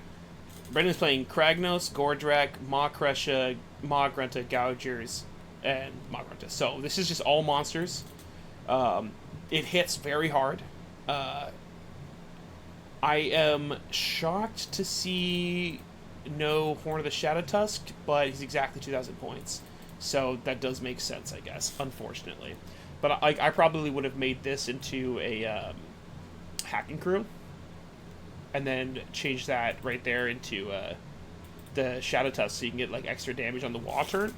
But still, this list is going to be... This is definitely like a quick game. You're going to have a lot of fun. Someone's going to be dead really quick. It hits very hard, because on your wall turn, you're getting +1 to hit right here. And Kragnos is making everything get in, and it hits very, very hard on that turn. It's a little fragile, a little risky, but when it goes, it goes. And his army's also really, really gorgeous, so definitely check it out. Lastly, we have me. Legit question for Rural Sigmarites. How do you kill 30 to 50 Feral Gruntas that run into your deployment zone in 3 to 5 turns while your foot heroes play? It's a legit question, so I need someone to answer that. Also, piggy noises. So this is like a list that I've been tuning for a while. I really, really am enjoying it. It's got 18 Gore Gruntas, which is pretty funny, because they went down in points, and I was like, you know what, why don't we just max the hell out of this? As you see, I'm running Horn of the Shadow Tusk right here, so it gives my companion weapons +1 attack when I do Law. 2 Gougers, Tusk Boss, and there's Mega Boss and Maw Kresha. I'm playing some interesting choices that I think most people wouldn't. It's just for like personal playstyle reasons. I don't necessarily even think it's the best choice, but I like them. Lets me do some Impact Mortals and be annoying. So the list is like super mobile, runs around, scores battle tactics well, fights decently. It's very flexible. I can play every matchup differently. I really like my list. I'm thinking I'll probably do pretty well. I don't think I'll get like first place, but I'm feeling pretty confident about this list. And I'd be surprised if I don't at least 4-1. I would be disappointed in a surprising way, but I think this list is quite good, and I think people are underrating how good like Gougers and stuff have gotten in this new GHB. I think they're really, really strong, and people are so excited about Bruce, they've kind of forgotten how strong this army is. So I'm picking my own list as my favorite Iron Jaws list, because screw you guys. All the other lists are kind of similar, basically, except for Brendan's.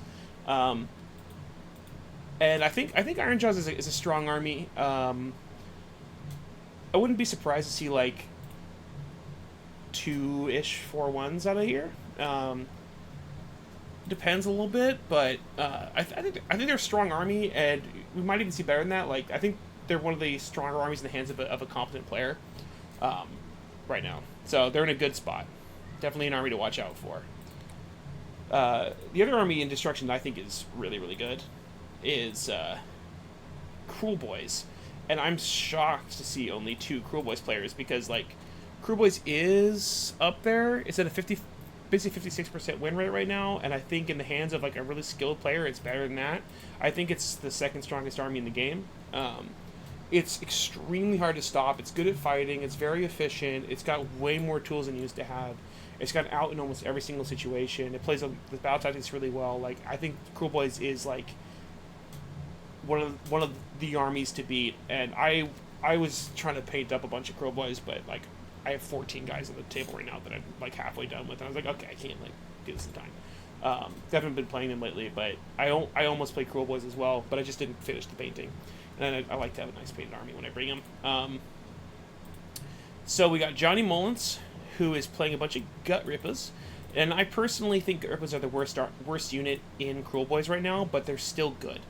Like, the worst unit doesn't even mean they're not extremely good. Like, I think they're still really, really, really solid, but they just don't... Compared to some of the other things you can do in this army, they're not super impressive to me. But they do provide you a nice little backbone to work with, and they help cover some...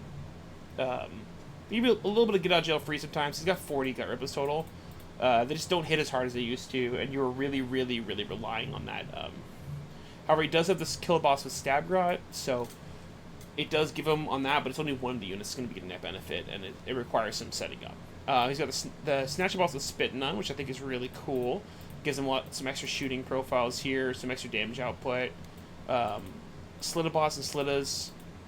It feels kind of weird to bring a Slita boss when you don't have...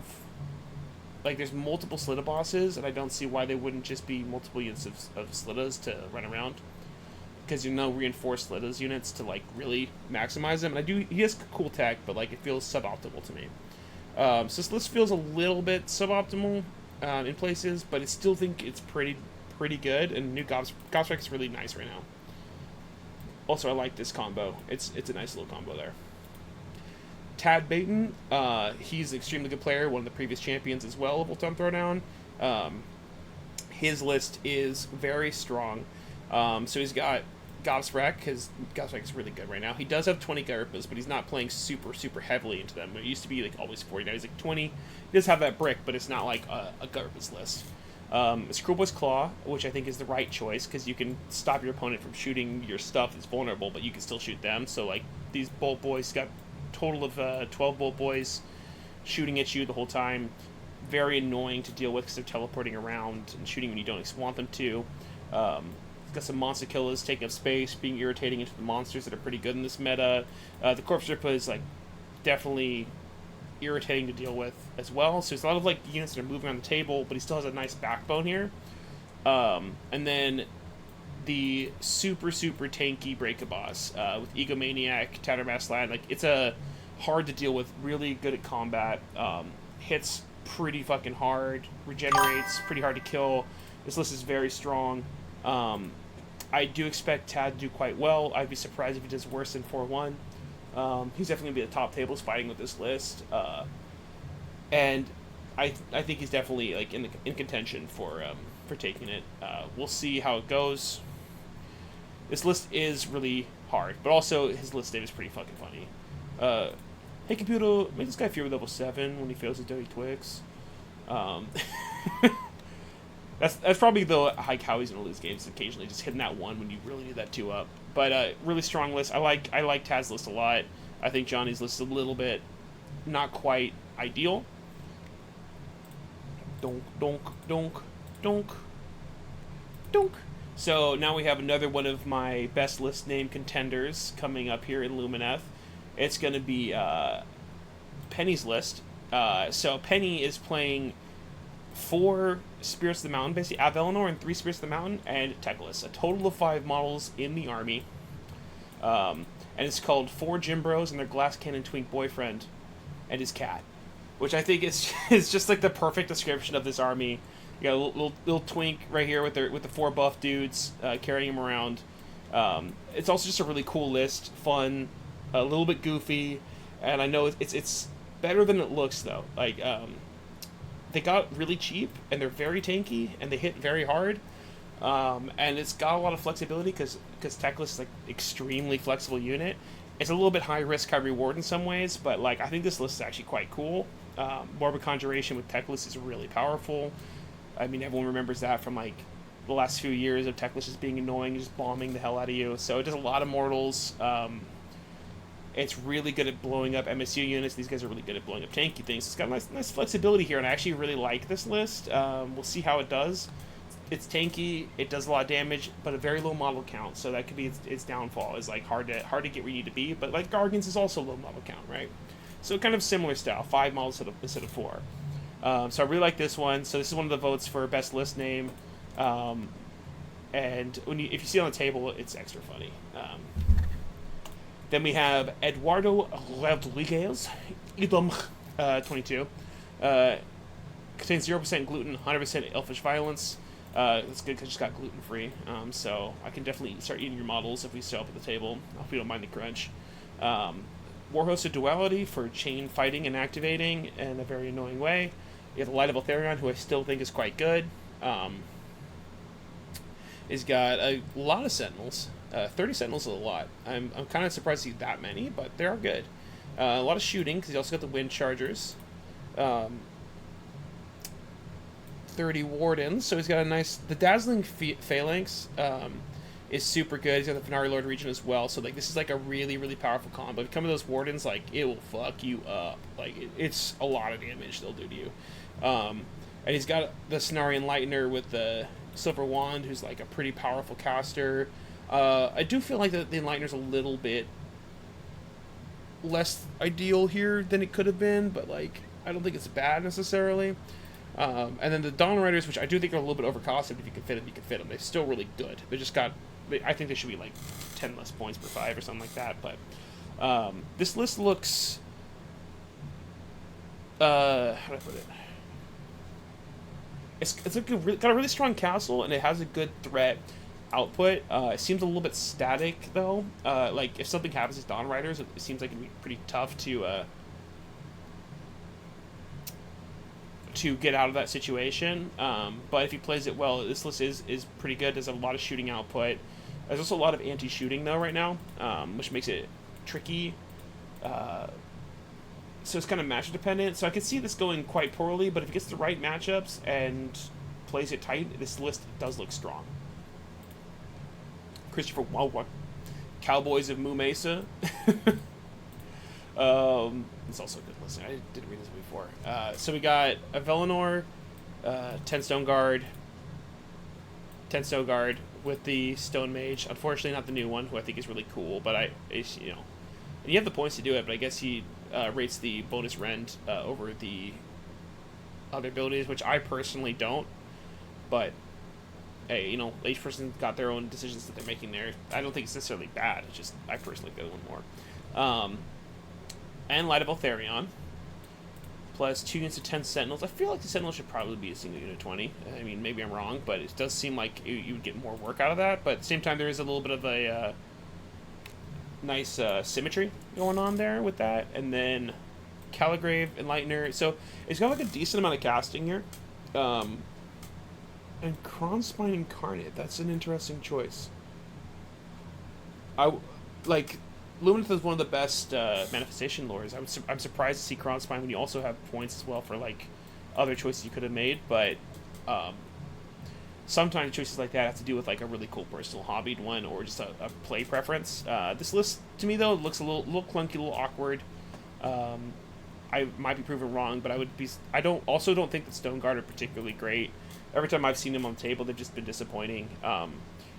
They're a little overcosted. They're slow and clunky. They don't hit hard enough to justify their points, in my opinion. Like, if you think of it like this, like, 10 Stone Guard is 80 points more than 10 Warriors. They're more expensive than 10 Pain Ringers. Like, it's kind of, like, a little awkward at that point. They're not bad, but, like, they're not great. I don't rate them very high. We got Brad Kurtz, Bovine Battalion. So we're seeing a cow theme here. We got another 20 Stone Guard and Velinor. I do like the Velinor, but I just don't rate Stone Guard personally. Like, I just don't see it. I in the testing that I've done, they aren't that powerful. We got the light with the Huracan, which I like. Still, it's still really good. I know people kind of were like pissed off about the light nerfs, but it was needed. I think he's still very good, especially when you have Spirit of the Wind, be it this one or the Severeth. It's really nice delivery tool to get it where you need to be, but it's also nice and reactive in terms of like coming into your castle. Very flexible. And Alania and Elthor are still also very good, even their upgraded point cost. They're still just super powerful. This list is a little bit hero hammery. I do think it's going to struggle to take objectives, though. But it has a lot of tools to win a 5-turn game. But I think most games are going to be very, very close. And it's not very forgiving if you make a mistake. We got Bill Curry, who I think has been playing Lumineth for quite a while.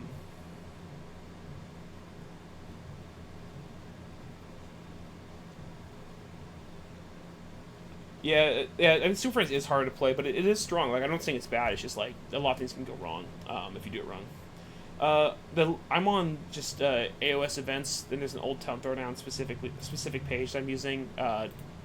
Just AOSevents.com/OTTD. Right there. So Bill Curry's list. Kitty, come on, get off my fucking power cord. Stop. Okay. Playing Avelinor and 20 Stoneguard again, which I've already voiced my opinion on that a little bit. He's also got 20 Wardens, which seems like a lot of castling to me. With 20 Stoneguard, 20 Wardens, and only one unit of 10 Sentinels seems suboptimal. Like, if you're going to build that heavy of a castle, you got to be using that castle a lot more, in my opinion. So this list to me seems like overly defensive, with very little forward pressure, and not a lot of threats on the table. So I would be surprised if this does well, Bill. Sorry to say it, but you could always surprise me. But I think this is going to be really tough. It's going to be very hard for you to get Blazing Onslaught 2 and 3 as well. That's going to be extremely tough. So I think it's a little bit static of a list, but it will be very hard to stop you at the same time. So of these lists, in terms of like, the all lists are kind of similar. I don't necessarily have a favorite in terms of like structure. I mean, Penny's list is hilarious and awesome. I also think that the one that had the cows, kind of more of the characters, and it had the light and the small fox. I forgot which player that was. I think it was Brad Gertz. That one was my other favorite of the Lumineth lists. Lumineth is also still quite good, I think. But, yeah, they're still doing really well. People were dooming about them for some reason, but they're still a very strong army. We've got Brian Carpenter, Joe Cooper, Robert Tarango, Tyler Holt. Good amount of Nurgle. So, Will's list is pretty funny. If you can table this list, I'll buy you a drink. And I don't know if you'll be buying anyone drinks because of that, because this list is hilarious. So 20 Plague Bearers, 20 Plague Bearers, 20 Plague Bearers, 20 Rod Swords with Snuggling Sickness, so you can't leave. And all the support characters for them, and then Curse Battery. This list is like... It's a slog. Like, if anyone does table this list, like, congrats. This is crazy. It's so tanky. There's not a lot of damage, but it's a lot of tankiness. It's super durable. It's so many wounds with like 5-up wards, getting disease, and it's shooting you with Crystal Battery the whole game. This list is actually pretty fucking annoying, but it's really slow and doesn't have a lot of damage output, so that's the downsides for sure. We got Tyler Holt, who has an incredibly beautiful army, if he's the person I'm thinking of.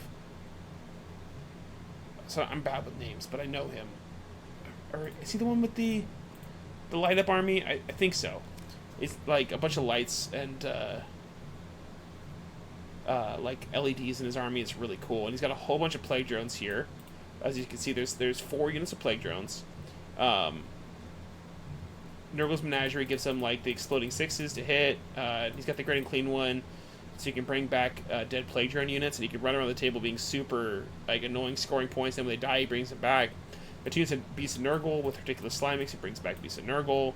So it's got a really like irritatingly consistent respawning mobile build. I feel like Orgots could maybe be something else here in this list. I kind of would like him to be the regenerating guy, Morbidex, because you're playing such a grindy thing, like just staying alive, whereas this kind of gives me a target to kill. Like, now I want to kill these two. Whereas if he's just the regenerating guy, it's like super irritating to deal with him. But overall, I quite like this list. I think it scores points extremely well. It's not super lethal, but doesn't have to be. Legend of the Parch is shockingly easy with it. Burning for Vengeance is probably a little tough, but not that bad. Like, at least the first you could probably get with disease and stuff like that. You'll eventually kill their character, probably, in most cases. So I kind of like this list. Got Robert Tarango. He doesn't know what he's doing.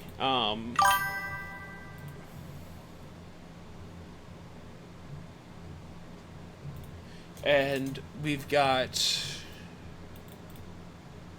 Glockkin and Rot Swords, which is a nice little pile, because you threaten a lot of tanky countercharging damage. He's got a Guo as well with Frenzy. I don't think the Guo is super good in this list, though. Unfortunately, to me, he seems like not the choice. Like, Rodicus would be better in my opinion. And even then, I probably wouldn't be Rodicus this particular build. And he's got a bunch of Plague Bearers, the Poxbringer. He's also got Spoilpox Scrivener, who is really nice with the Glockkin, because you can give the +2 to run and charge, and it lasts till your next turn. So when you countercharge, the Spoilpox can make him much more consistent, which lets you chain activate to those, get a lot of movement up the table, start fights people don't want you to. So I like that little bit of tech there. Smoke Screens is good in Nurgle, but I think this build doesn't use it as well as other ones could. And like, it's a lot easier if this Guo was like other units. I think that you could play these a lot easier, and that would help you score points. But I do think this list has some really cool tech in here. Specifically, the Spoilpox, I think, is underrated pick. Oh wait, no, it's the Spoilpox, not the Sloppity. I was thinking Sloppity. He should be playing Sloppity here, because the Spoilpox buffs Plague Bearers, but like, who cares, in my opinion. Then we got Joe, who is playing hella Nurglings, and for some reason isn't playing the Nurgling guy, which doesn't make any sense to me because he seems really good. But and is playing Ridiculous, but not playing Beast of Nurgle, which I think is also kind of like a weird choice. Because I definitely would. Glockkin seems suboptimal with these guys because the movement's nice, but also like you're not really getting any aggressive potential out of that. It just doesn't make sense to me. To bring Glockkin here, it seems like if you played Morbidex, Twiceborn, and a couple Beasts of Nurgle, this list makes a lot more sense to me in terms of what it's trying to do here. It feels a little distracted, but I do really like the Curse Steel Battery in this list. I really like because the Nurglings are taking up space and being irritating, diseases, damaging things, battering people, but like this list has more movement around the table than some of these other lists do, so it's still scoring a lot of points, but and you don't have to holding back some Nurglings to kind of block up some space to protect your Curse Steel is like easy, you know. So I liked some parts of this. I dislike certain other parts. I think it's like a little bit unfocused, and the Glockkin feels clunky to me. And maybe they'll be able to explain some of the tech to me. I'll ask them about it when I see them. And we got Brian Carpenter, who is playing Spicy Glockkin Mogging. Apparently Glockkin is the thing, which is fair because he's really good with the new GHP. But he's got Rot Swords, Chuckling Moraine, which is super good. Feral Frenzy here to combo with the Rot Swords. This unit just overperforms every time. Super strong. I love the Pusco Blight Lords. I think they're extremely underrated. I don't know why people think they're bad. Like, I think they're really, really strong. They do better when you have like the hero with them, in my opinion. But like, even so, it's a lot of wounds. It's pretty fast. It fights quite well in the charge, especially if you're trying to take objectives people, which is where oftentimes Nurgle struggles, is to take other objectives off of people. And these guys really help you with that a lot. So I quite like that. And he's got enough units where this becomes very scoreable, and also Blazing Onslaught gets a lot better when you have a unit like this. Really, really changes the game, and I think people are severely underrating how powerful Blight Lords can be in these situations. I like this list quite a bit. I think this is probably my pick for the strongest. It's not necessarily my favorite because I like some of the other ones in terms of theme, but this is my pick for the strongest of the Nerval lists. Going into Night Haunt, which there's a surprising amount of Night Haunt players, is 4. My tier list stuff going into this JHB was that Night Haunt is the worst army in the game. I still kind of hold by that. Current win rate is 50%, but it's like 28 games. Like it's like no, or 43, but I don't think it's a good army. It's like okay-ish, but like it show me someone winning a tournament anytime in the next 3 months with Night Haunt, and maybe I'll pull it back. But there's some cool stuff in Night Haunt. And this list is good thing ghosts don't burn. So Benjamin Flood is playing 1 unit of Pirate Geist and making flame jokes, and I'm gonna spoil a little bit for you. This is you're not the one who earned this title, Mr. Flood, but your list is pretty cool. So he's got 40 Blade Geist Revenants, with vociferous defamers, which I personally love vociferous defamers, but I don't think Blade Geist Revenants are the ones that should be carrying anything like that. Like, I think this would be better in a different build, but I do like it in most of it. Like, if you're playing like more smaller units, I really like this a little bit more. But whereas I think Revenants do really well with the Backstabbers, I forgot the name of it, but the one where you get when you're alone, you do more damage. Craven Throne Guard are pretty cool, but they're not amazingly powerful, but they're decent. So the Pirate Guys and Craven Throne Guard give it an okay amount of shooting. He's got some interesting little castle tech here, and a good amount of guys who are sort of anti-charging. I think the problem with this list is it's really, really relying on your opponent not rolling at least 7 on charges with these guys, and if they do, you're gonna have a really hard time.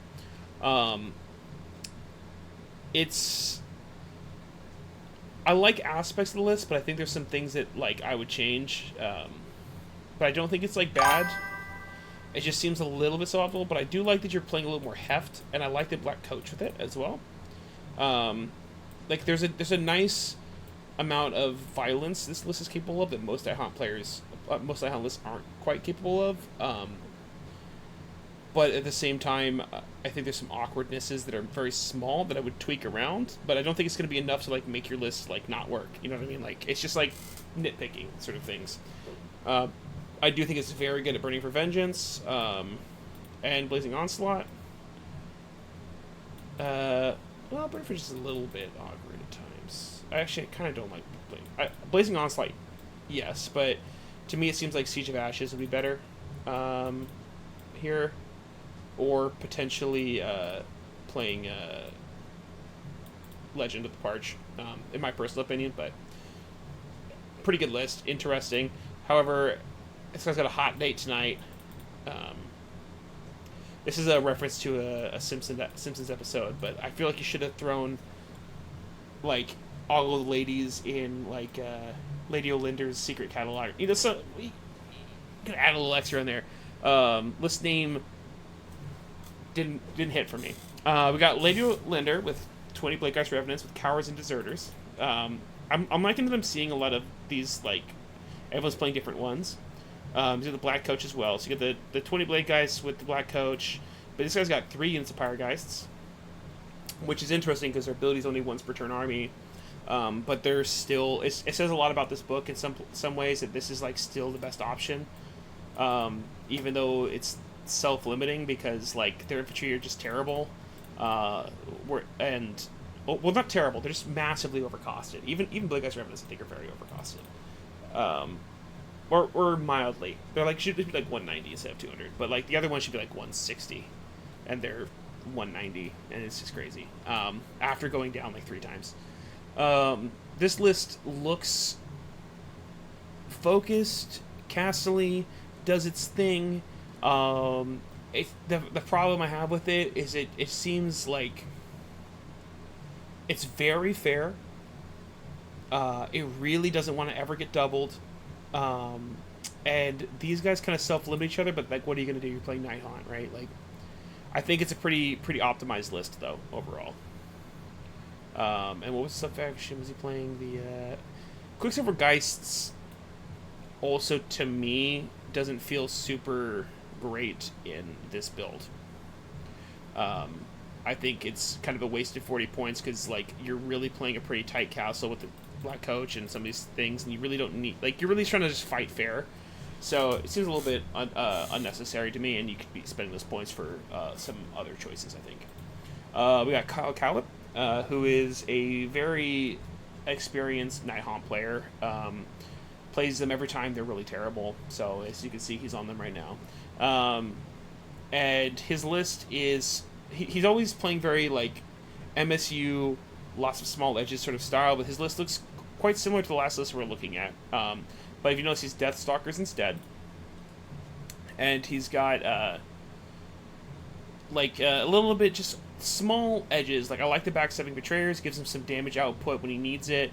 Like, when he goes out, when it's time to, like, turn around and go get people, it's pretty good. He's got the Siege Breaker, which makes him, basically forces people's plays a little bit more.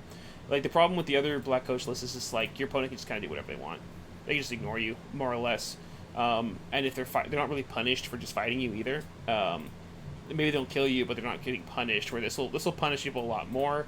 And it really... The Strike Last can be really helpful when you're, like, you're fighting with a bunch of different smaller units. And I like the Lord Vitriolic. I think it's a unit that looks kind of shitty on paper, but I think it has a lot of in-game application that people underrate for how cheap it is, and I think it can really do a lot more than people think of, because its abilities look swingy, but, like, the way the Nighthaunt plays, it plays very nicely into the army, so I quite like that choice. And then we have Wyatt Schroeder, who is playing Nagash, and I definitely rate this list quite highly. So he's got the Spirit Hosts and Nagash, which is a really nice combination. Nagash dropped 80 points, and they got this new really great support unit, the Spirit Hosts, like, really, really synergized super well with that. Triple Pyrogeist again, which is, I think, just because Pyrogeist are, like, the only playable unit. Like, you don't even want to play, like, this, but you kind of have to. And they're good, but, like, it's awkward. Backstabbing Trader Blade Guys, like, I like that. I think every choice in here feels very optimized to me. The problem with this list is just that certain matchups become extremely fucking hard, but, like, they're not as hard as they would have been, because, like, Spirit Hosts really help make there be less of those. There will be... The problem is, like, when you run into Hellsmiths, you're like, oh, you just sort of die. But this list looks fun. It looks pretty solid. I think he'll do solidly, but there's some maps and some matchups that will be very tough. So... If he can dodge the Nightmare matchups, I think this list is quite good. I like both Kyle's and Wyatt's lists. Kyle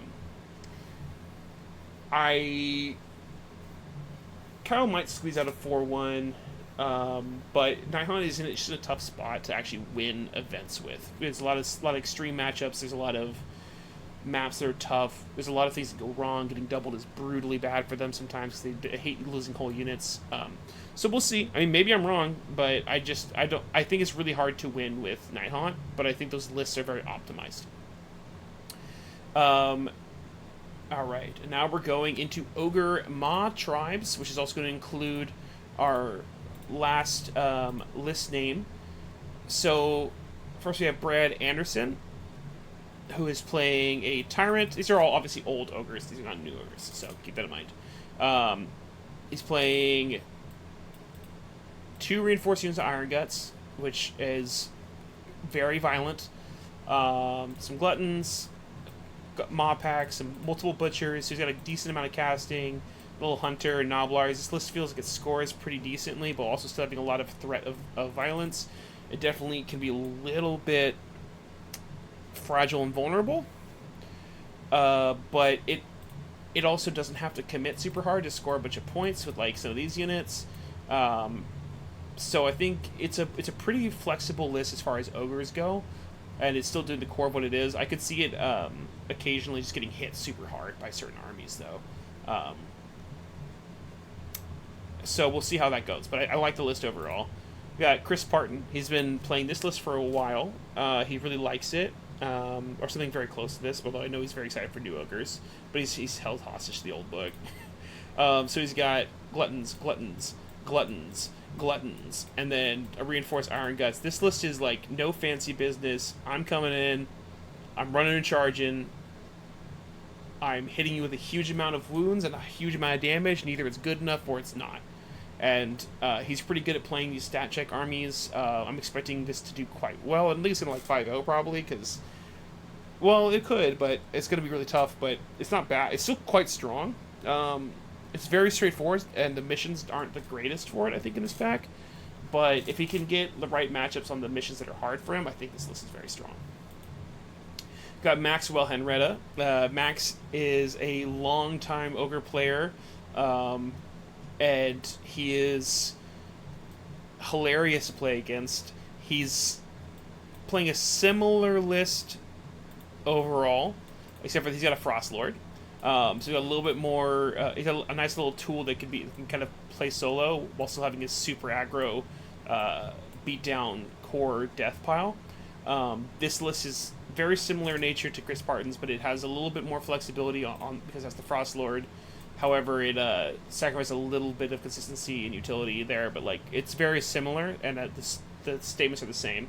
And then we have our third list name competitor coming up right here with Sean Holtzman, whose name is She Frost Wreathed My Thunder Tusks till I screamed for the Gulping God, which is fucking peak. Pretty wonderful name here. And he is playing, unsurprisingly, Thunder Tusks, and Beast Riders and Stonehorns. This is classic monster trucks. I like Smokescreen because he's getting stuck in many cases. It's a very aggressive list. There's a lot of like kind of fragile monsters that once they're in, like they end up dying kind of in mass at certain points. You lose like 3 of them after you killed a bunch of stuff, but they'll all be the super low wounds. They'll die at once. So like Smokescreen in the middle of the game is quite easy. It's very easy with Smokescreen 1 as well with the high objective control. So I like that. I like Siege of Ashes as the tactic. I think this list is quite optimized. I think the army isn't that strong, but the list is quite optimized. It does struggle into debuffs, but you're not seeing actually that many debuffs lately. Like -1s to hit and stuff like that. It's not really been the method of tanking as of late, so it might actually be decently positioned, and they also take really good advantage of GHB rules.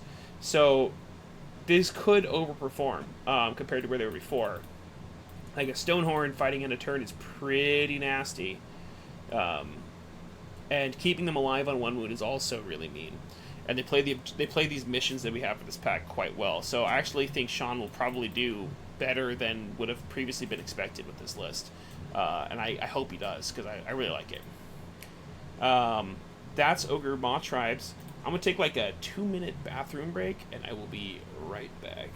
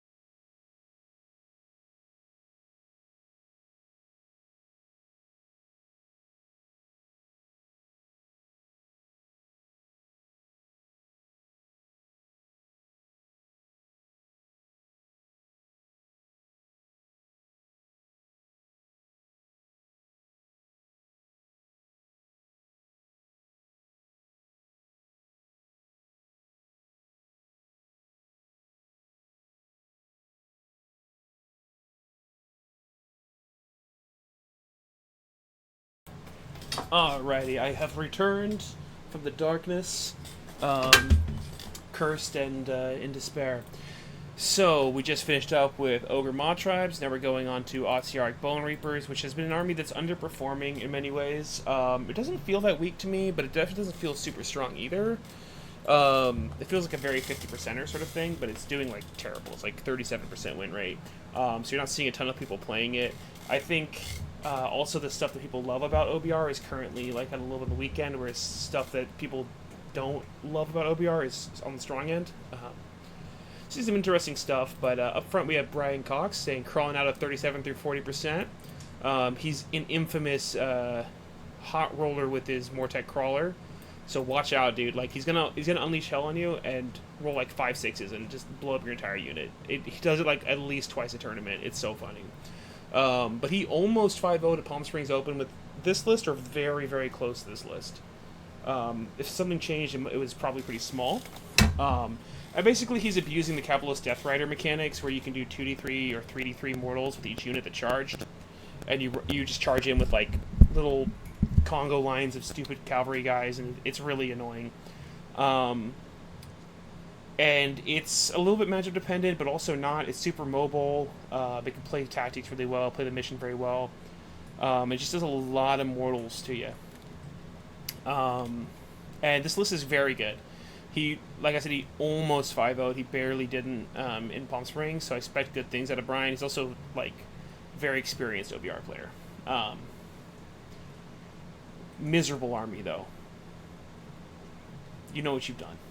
And then we have Michael Birch, tank and spank, or get tanked and get spanked. Only if it's a goth chick. Well, unfortunately, there's not enough of those to go around at this moment, so you're going to get a pastel instead. This guy's playing the Volkmordian, but not the new Volkmordian, which is interesting. Because I do think the new Volkmordian is very good.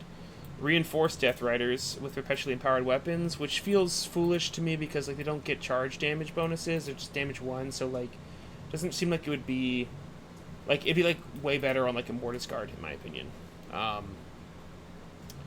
do like the Mortis Reapers, and he's got the Cannonade Cog Fort. I think like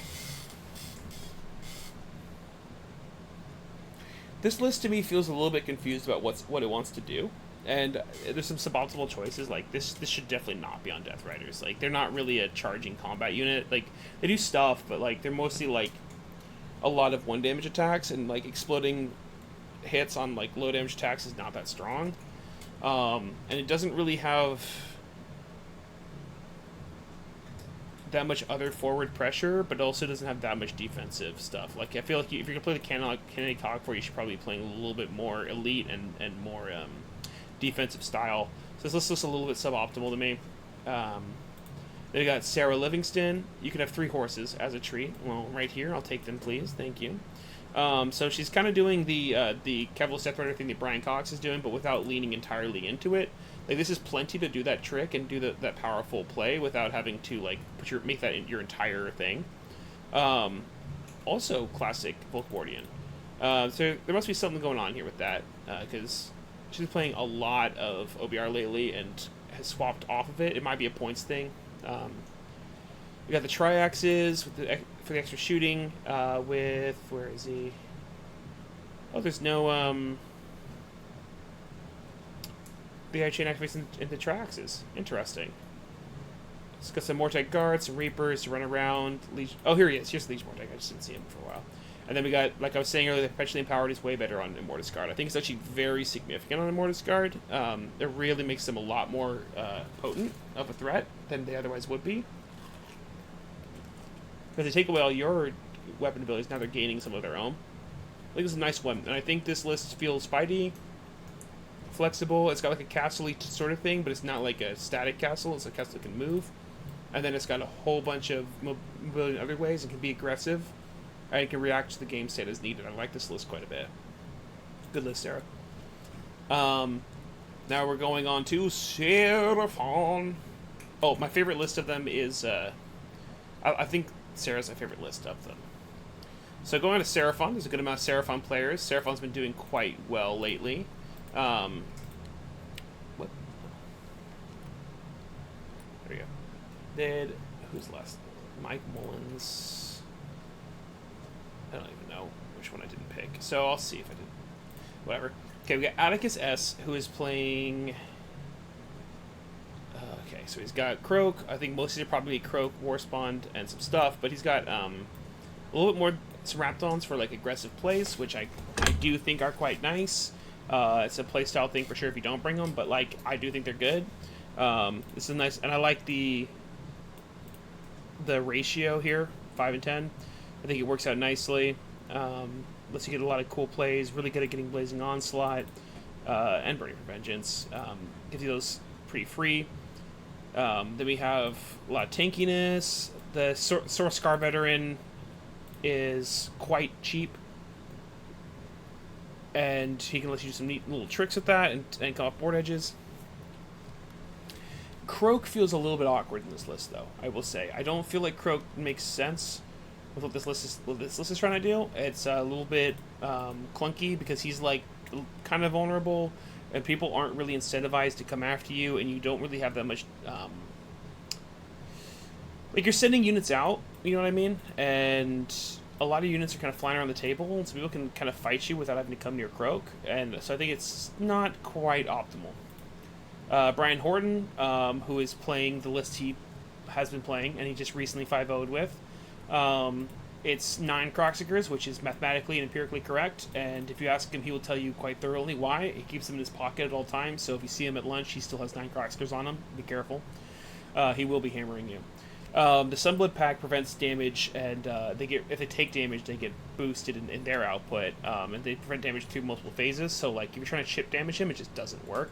Croak also basically ignores chip damage. The Croxikers have 6 wounds apiece, so chip damage is mostly irrelevant. Like, it takes a lot to reduce his output. So this is super resilient to any sort of chip damage and deals a huge amount of chip damage back to you. So if you try and play a fair fight against it, it will win. It's extremely good at that. And then these guys give him a lot of tools to score points and be irritating while you're fighting that fight. And he's super surprisingly tanky. 6-up ward, ignoring damage in different phases. High wound count, he ignores the first rend, stuff like that. So it's a very resilient list. It plays 5 turns extremely well.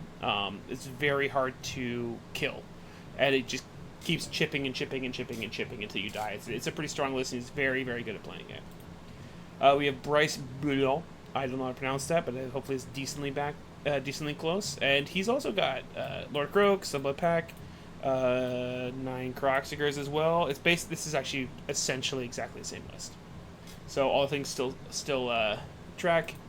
We've got James Gottrickson, who is playing the Starmaster. If I remember correctly, is this the one that plays both? No. Okay, never mind. He's got the Slant Starmaster, who I personally quite like. I know some people don't like him, but it's still got a lot of these like tanky elements here. With the 9 Croxikers, and then he has like the Sunblood pack and a little bit of tankiness, but he also has a good aggressive lean with the Old Blood and Carnosaur, who can like go alone and do some irritating things. He can do some outflank tech. He's a little, and the Repton Chargers, so he has more ability to go out and get shit done at the expense of being as survivable. But the Starmaster lets him basically trade really well. He sends out the threats, trades with you, and then brings it back. We got John Sullivan, who is playing a very similar, same basic thing right here. It's almost exactly the same, maybe exactly the same. If not, it's extremely close. So we don't need to talk about that again. Josh Lowry, who I've not seen forever, so cool to see him back. Playing Dynamite, and he's got Lord Croak, 2 Bastiladons, and Scar Veterans, Troglodon, who I haven't seen in a minute either. Probably pretty fun with Croak, but a lot of points. And then we got 6 Warspawn, a Stegodon. This is like a little more dino heavy. He's got Thunderquake, Star Host, so his monsters are tankier. These guys are 2-up saves with like 14 wounds, very annoying to deal with. And he's playing a little bit more on a monster heavy, but it's got a similar sort of pattern of play of being a little more defensive. Croak grinds you down, high wound count, decent saves, reduces some of your output. So very like tanky, grindy sort of army as well. And then lastly we have Mike Mullins. This is not the right army. Okay, Stephen Masters. That's who it was. And he's got Croak and Croxikers and... Oh, this is actually a little different. No, it's very similar. It's different numbers, but you got the Bastildon instead of more Croxikers. You got some Lancers too, so it's a little bit different, but same core ideas here. Moves around a little bit more. So a lot of these lists are kind of similar. Of them, I do expect Brian Horton to do the best, just because, I mean, he's Brian Horton. He's got an insane amount of games on Seraphon. He's very good at playing them. But the map doesn't like his list. So the other one that I really like is, I think it's Gotrikson here. Yeah, this is my favorite list of them. I think he will do well with this, and I think it plays the map pack better than the other ones do. Alright, so that's Seraphon. Dinos. Next, we're moving on. We're getting close to the end here. We're in S's. So we got Skaven coming up, and before I check, I'm going to see how the poll is doing right now. Got 11 votes so far. Currently, Roberto's got 4, Penny's got 7, so Penny's in the lead. We got Skaven, starting with Ben Boardman, the Storm Fiend Supreme. Tunnel Rats rule. I love that. That's fucking hilarious. Really good list name. Fallout fan, clearly.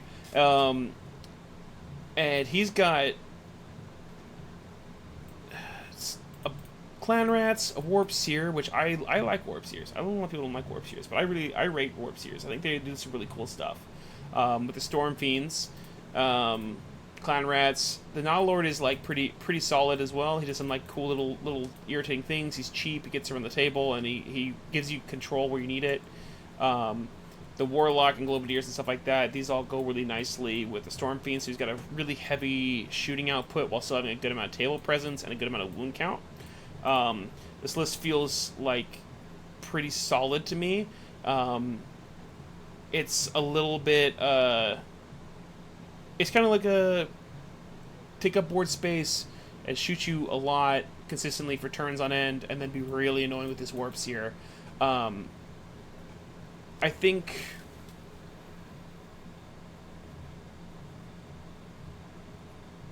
Clawhorde is a little odd to me. I don't see why you wouldn't play the Scryer one. That's something I was like sitting here thinking about. But other than that, I quite like this list. E, who is another Skaven aficionado here in SoCal, and he recently, I think, went 4-1 with this list. His list has some similarities here, but it's also different. He's always loved playing Thanquol. Thanquol's kind of been bad forever. Like I've been a big naysayer on Thanquol since day one, but like he's getting cheap. But like I don't know if it's worth it anyway. Like he just never impresses me. He's kind of tanky, but like it feels like every time people play with him, they play him really well, and then he still doesn't do that much, and then they like almost live and they never do. And he's a lot of points for that. But he's not terrible. But I like how many Clan Rats he's playing here, because like people get way too fucking greedy with Clan Rats. Like you need to be playing at least 3 units. I personally play more when I play Skaven, but like people play like 2 and like it'll be fine. It's like no, you need to play at least 3. You need more board control. And when you have 3 of them, it's really hard to finish off the units, and they end up regenerating and being really irritating. The Doomflayer is super swingy, but for 200 points, like the ability to potentially just delete almost any target is really worth it in my opinion. I like the inclusion here. I think they're terrifying. Underrated unit. Rattling Gun's so fun. Rolling dice for 10 million years. Come out with the Storm Fiends. Like we got like 30 minutes of dice rolling going on here. It's a lot of shooting output. The Storm Fiends are pretty resilient, along with the Clan Rats and Thanquol, so it does give them a decent amount of survivability compared to some of these lists like of this style. So he can hang in there when things go wrong a little bit better than some of them do. So I like that about it as well. And the Doom Wheel is just super fun. Like Doom Wheels are also low key kind of good. They do more than you would expect, especially for 100 points. Like very strong unit. For their point cost. Very fragile, but I think they are severely underplayed. So, great list. Ice skating uphill both ways. Jonathan Chamberlain with his really unique name here, OTD 2026, but he's playing Thanquol as well. He's also playing the Doomflayers and Rattling Guns, so those things remain true. He does have the reinforced plague monks that have serrated bone protrusion, so he's doing mortals back to you, and he's buffing them to do mortals with the Verminlord Corruptor. I personally quite like the Scourge of Ashi Verminlord Corruptor. I think he does like really cool rules.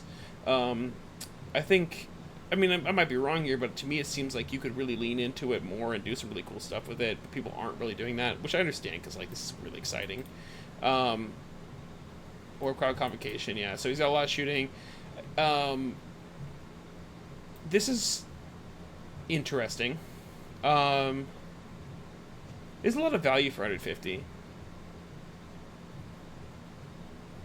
Maybe it's like a sort of thing. Well, it seems like not really super synergistic. And like, wouldn't it be better to like reinforce these throwers because then you're using your warp crowd convocation better? But maybe I'm missing something. But like, it's a cool tech piece, and I think it's really interesting because the contorted epitome can like say if you move away from me, you take damage, and this other stuff is over there. So it could be pretty potent. I'm not willing to say it's bad here. I just think it's, in my outside view, it looks a little bit suboptimal because you could really be doing a lot of other things that are quite powerful in Skaven right now. Last we have Stephen Molina. Vinique escapes cage. Vinique kills slaves. Vinique ascends. Who's Vinique in your list? Because I gotta know. Is he Arch Warlock? I'm secretly a narrative gamer. I like name all my characters.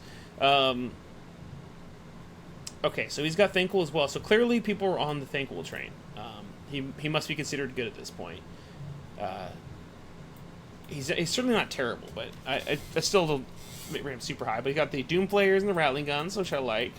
A lot of damage output, and the Storm Fiends, which is really good, really fun. I like the Arch Warlock. One thing I'm seeing here, though... Oh, no, never mind. He has enough. At least 3 units screens, guys. Just remember that. And he's got Doom Wheelers. This is actually very, very similar to Easelist. Very similar. Some small changes. Little shifting around of things, but very, very similar playstyle. So, of these lists, my favorite... Probably Ben's. I like Ben's structure here on this one. I like the Warp Seer.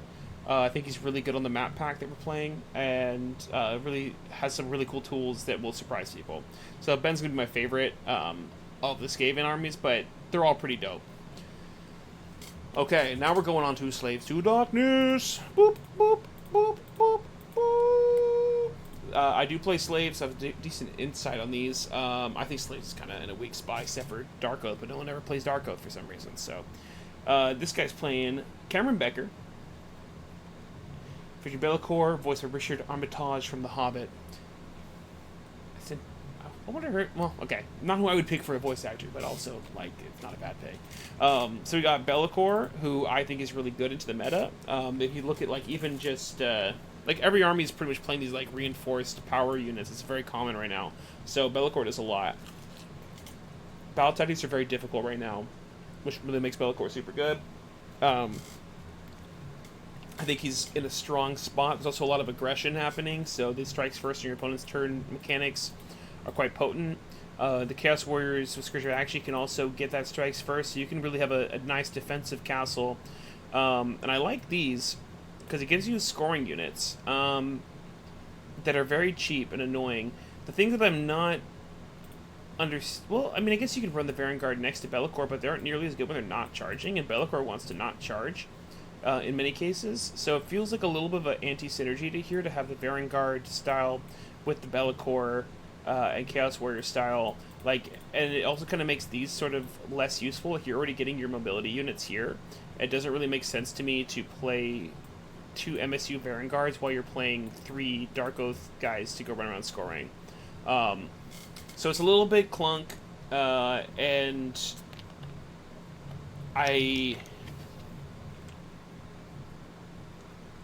like some of the aspects of here, but I think it got a little bit lost in the sauce, to me at least, for how this is built.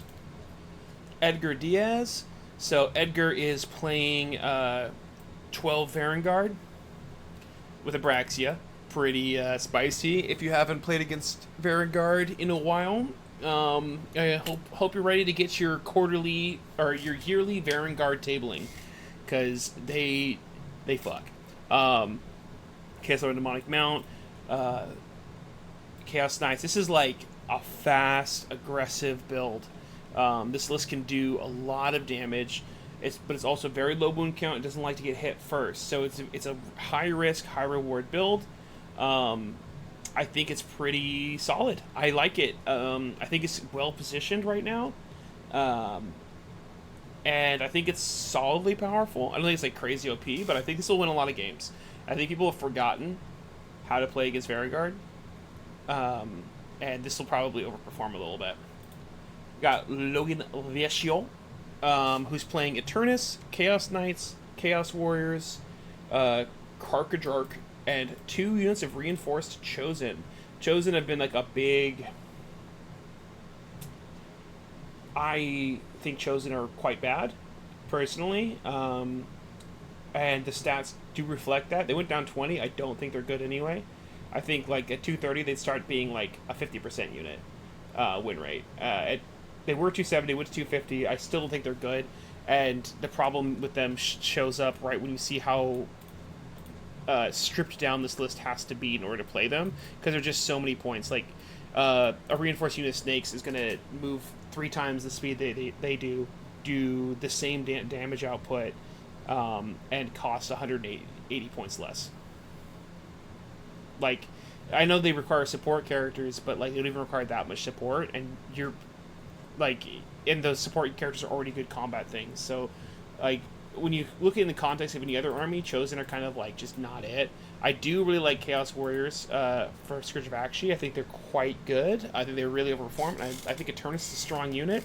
I have more thoughts on this list, but I'm going to come back to this later because I have some I have opinions about this list that I'm going to rant about later. We got Matt Barker, who, let me ping him real quick in Discord, even though I know he's in this chat. I'm going to ping him anyway because fuck you, Matt. Where is...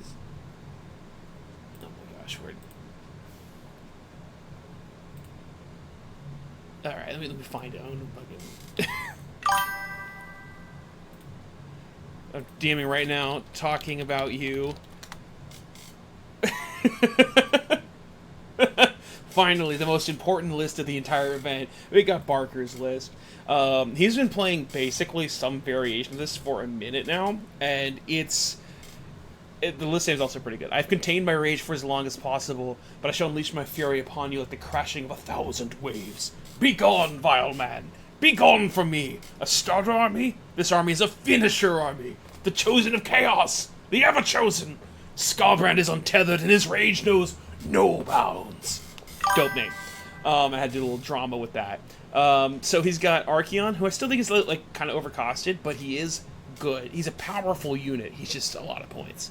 But he makes it work. So he's got the 10 Chaos Knights with him, which is like pretty threatening, as well as Skarbrand.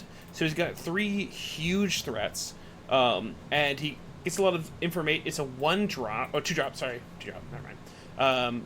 2-drop army, and he gets a lot of ideas on like when doubles will happen, and I think a lot of this GHB cares quite a bit about doubles. So positionally, it's in a pretty decent spot regarding that. I think Archeon's ability has never been more relevant, and also one-shotting and eating some of these combat monsters you're seeing around is pretty mean with Archeon. You do have to roll level 6s, so it's unlikely, but if you get it, it's really good. The Chaos Lord and Karkadrark with Deathmonger and Rune of Murder, I feel like just Barker, just in general, when you're playing this list, when it had the what's his name? We're just talking about him. Be'lakor. This would have been, in my opinion, better with Be'lakor, because the giving like strikes first or strikes last type mechanics with the Rune of Murder and Deathmonger is really mean. So I like it less here than I would otherwise, but I still think it's really good. And then he's got some Furies, which I do quite like. They're really good at scoring battle tactics for him, scoring points for him while he's doing the murder business. So I think it's a really it's a surprisingly good list that can really do more than you'd expect. He's got a lot of reps on this list, and it's kind of silly, but at the same time, it will fuck you up. So watch out for him. And then we got Reddy Chung, who's another local player, and triple Vanguard with Abraxia, all MSU. Chosen, who I just talked about Chosen for a bit, and he's got the Gaunt Summoner on Zinch, which is basically the classic Pokeball strategy, if you're not familiar with it, where you basically teleport Chosen outside of people, like just outside of range to charge in, and you try and basically double fight and clear a bunch of their army out. It's a very risky play, but when it works, it's pretty brutal. And you got a little MSU of Therodons. This list to me is high damage, but it's gonna be really hard to get Legend of the Parch. Like, really, really hard. You have Abraxia and the Gaunt Summoner as your only heroes. And you're not really going to, at any point, be clearing people off of units that got charged, I feel like, with this list. It's going to be pretty rare for that to happen. You're so lethal.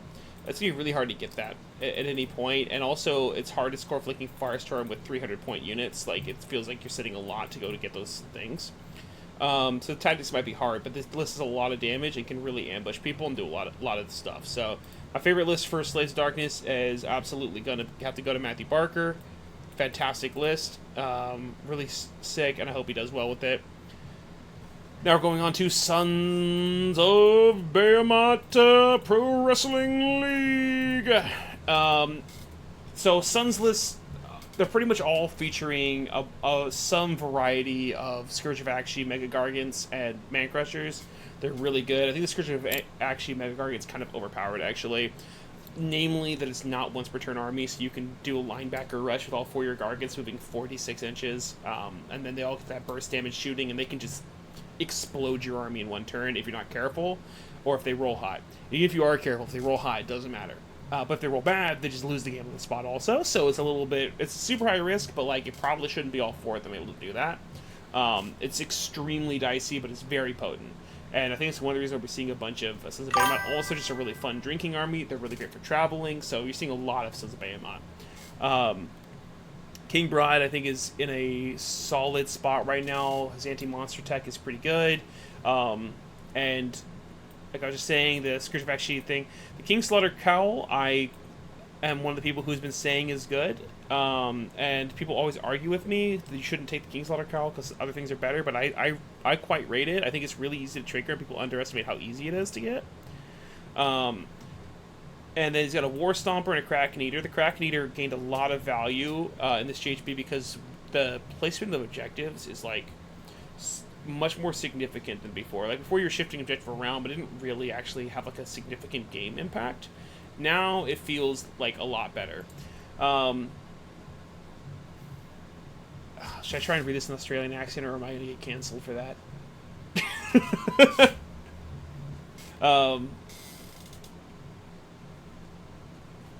I'm not going to do the Australian accent. I've decided against my better judgment here.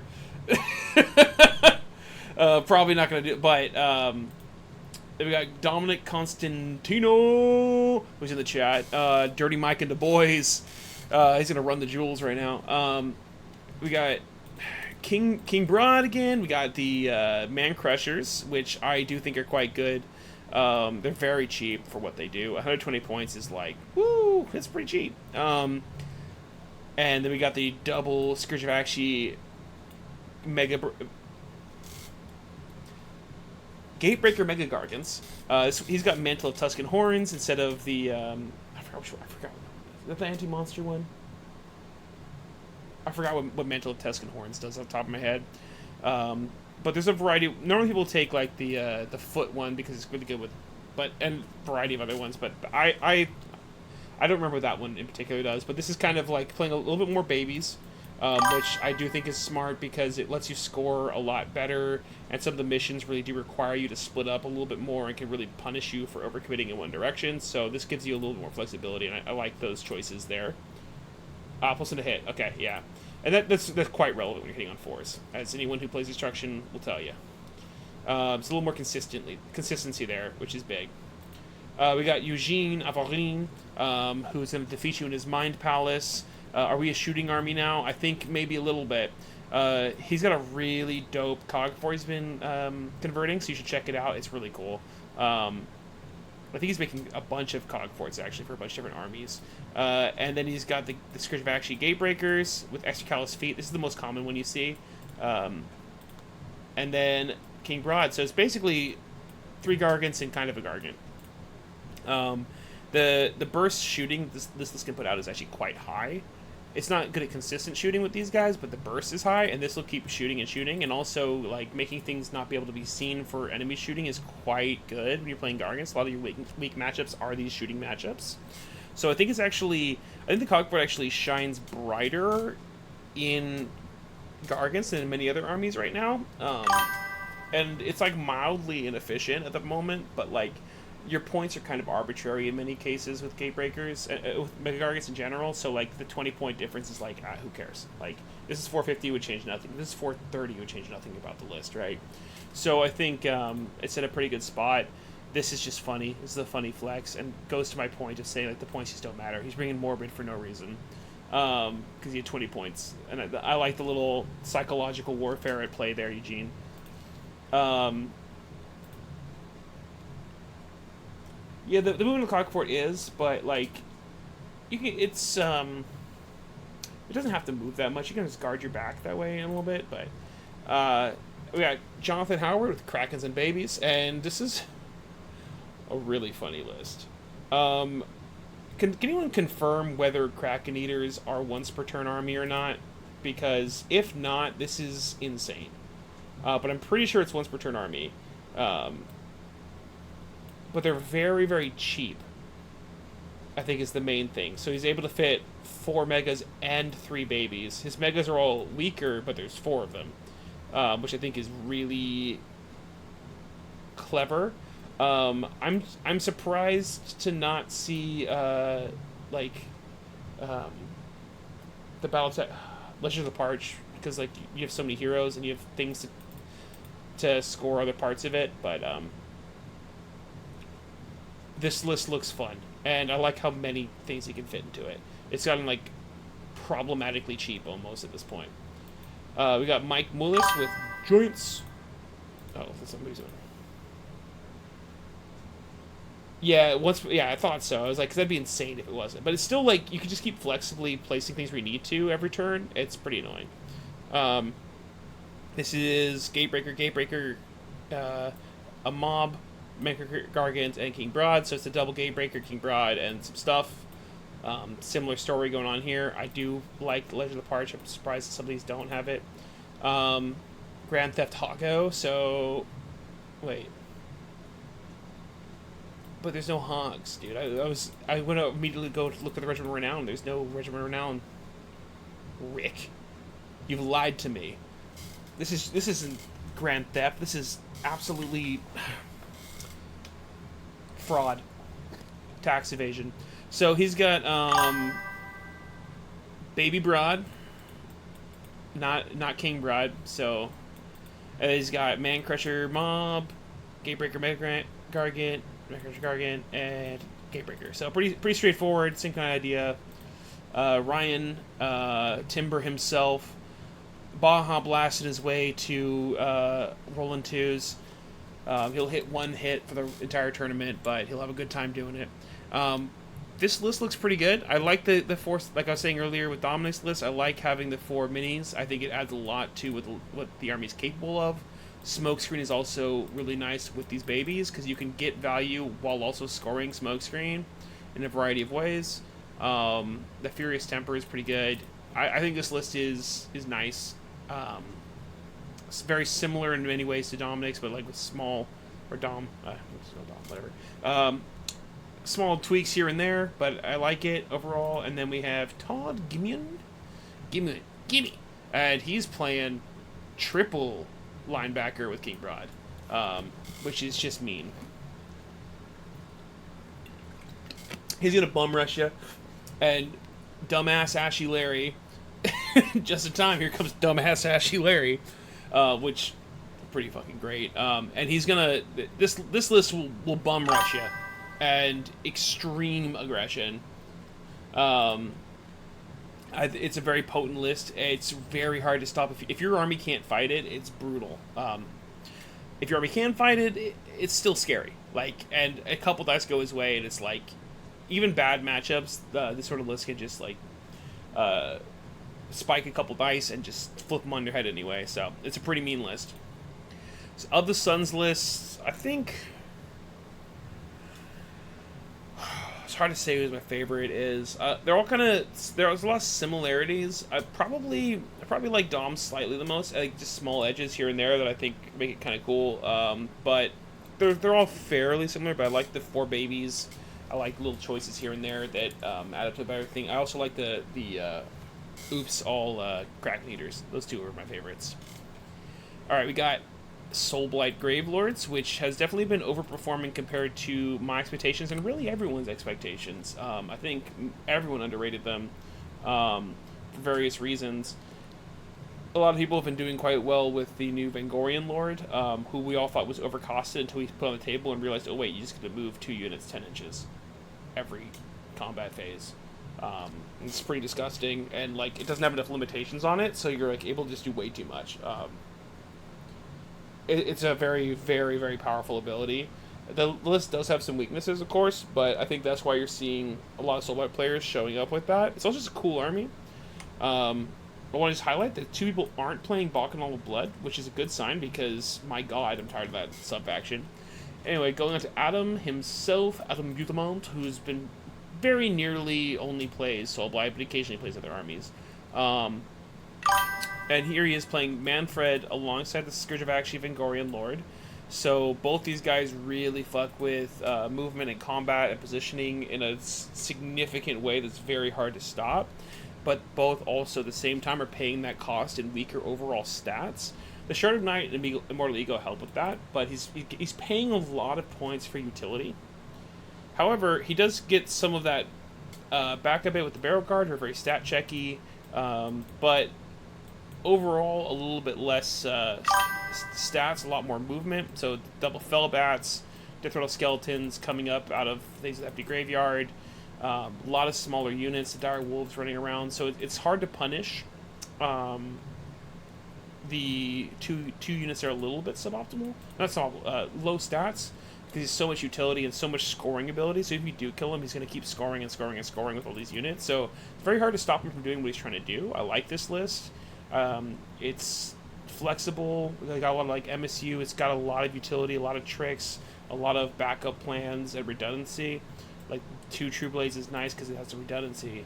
Radikar the Beast is still really good. I like this list overall. I know we were talking about whether or not he'd still be good after some things changed, but seems like you used to like him, so glad to see that. Like Adam's list. Alex Jerome's somebody squishy Van Gogh, fuck you, Adam. Copy. I can hear him saying this. That's pretty funny. So he's playing Death March, which I like. I've been saying Death March is pretty good for a while, but 40 Barrel Guard with Manfred. So Manfred's still got the movement tricks, and he's got the Scourge of Akshi Vangorian Lord. So he's doing these kind of like redeploys into combat, moving 10 inches with these like normally very slow units. He's got the reinforced Deadwalkers with Never Dead, so they have a 5-up invulnerable basically, when they normally just a 6-up save. So it's 40 wounds on a 5-up 6-up that you can't rend. Pretty annoying. It does cost Fury Dice, but like who cares, because Fury Dice are like an infinite resource. It really should cost a Fury level, but it doesn't. So that's really potent. And then he's just got like a lot of units. He's around the table doing annoying stuff, and he's quite combat heavy. Unlike Adams, is just more utility based. This one has a lot more combat math, but it does sacrifice a lot of that utility and scoring potential in exchange for being able to just stat check people. I think this list is pretty good. Alex, a very, very, very strong player. I think where's the stats at? It's something crazy. His win rate is 97% over the past year. So very, very strong army, very strong player. I expect him to do quite well. I do think the missions don't favor this as much as some previous tournaments, but so I think Adams list, in my opinion, is better positioned for his map pack. But player skill can carry a lot of weight there, so he probably will still do extremely well. And then we have Dr. D6 Dallas. Dr. D's Cavalcade of Death. I like the combination of all that. Amusing. He's got Vordrine Blood Knights. Okay. Blood Knights are like not the greatest, but they're also just really cool and they're not terrible. Um, Two units of Barrow Knights, very tanky, very annoying to deal with. Oh, I didn't bring the. Is he exactly 2,000? Oh, he is. I was like, damn, he didn't bring any of the cool extra new things. But wait, why is he playing? I don't understand this build. Why would you not play? Why would you play Necromancer and not play Barrel Guard? You have a White King Necromancer and no Barrel Guard. Feels suboptimal to me. Like, it seems like you're not really taking advantage of the units you brought to buff them. Because like direwolves are cool, but like, I don't know. To me, this just that seems like a missed opportunity. So probably not going to do, not the greatest choices on that one, in my opinion. Unless I'm missing something here, but Jacob Plum playing Bone Fort. I do like Cog Forts in armies like this, so I think they add a lot to the army. Both in terms of the anti-shooting, having their own shooting, which normally this army does not have access to. So having shooting is pretty nice. Giving +1 to wound is pretty good, like on stuff like Barrel Guard with Incarnadine Killers. And you got the Necromancer for double fighting. +1 to wound on them. You can do a surprising amount of damage to people they aren't really expecting. This is lots of fun tricks. I like the Revenant Draconith. If you play it really, really well, it does crazy cool stuff. It's pretty pricey, but it has a lot of cool tools. It's very much like if you have to play it, you have to play it correctly. If you don't, it will not carry itself. It's not a stat unit, but it has some really cool stuff. I generally don't rate reinforced Barrow Knights. They're tanky enough as singletons, and they end up getting stuck a lot. So that's the one thing I don't love. But he is playing the White King thing, so he's probably a more aggressive tool there. And maybe they do hit a little harder when you do give them +1 with Rogue Engine and stuff like that. But I kind of like this list. I think it's pretty spicy. The only thing I don't love is this kind of feels against the grain of what it's trying to do. And I think you'd do better if you had just a bunch more Barrel Guard type stuff and played that strategy. Kurt Roper, he is tourney list. 5 MSU Blood Knights and Prince Vordry. I actually like this. I think Blood Knights suck reinforced. Like, they overkill all the small units and then don't do anything to big things anyway. And they get really clunky and stuck all over each other. I think the MSU ones are way stronger. They synergize way better. They're lower risk for the same reward in most cases and perform better. This Nightmare Steed Vampire Lord with the Blood Knights can also make them really overperform. So Vordry and the Vampire Lord Nightmare Steed can make this 5-man unit hit like a 10-man unit. Pretty mean. And then he's got the Vengorian Lord Classic, who I do think is an incredible unit still. Like, I still think this unit is nuts at 200 points. People are playing the new one because it's more exciting, but this guy as a raw stat unit is fucking crazy at 200 points. I don't know why he went down in points. He was already like one of the best units in the army. Was kind of carrying the army on his back in many cases, and then went down in points, which is just like, why?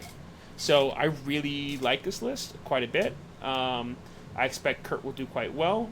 He just shows up randomly at tournaments and then just like does pretty well and then drops out halfway through the tournament for no reason when he's like 3-0.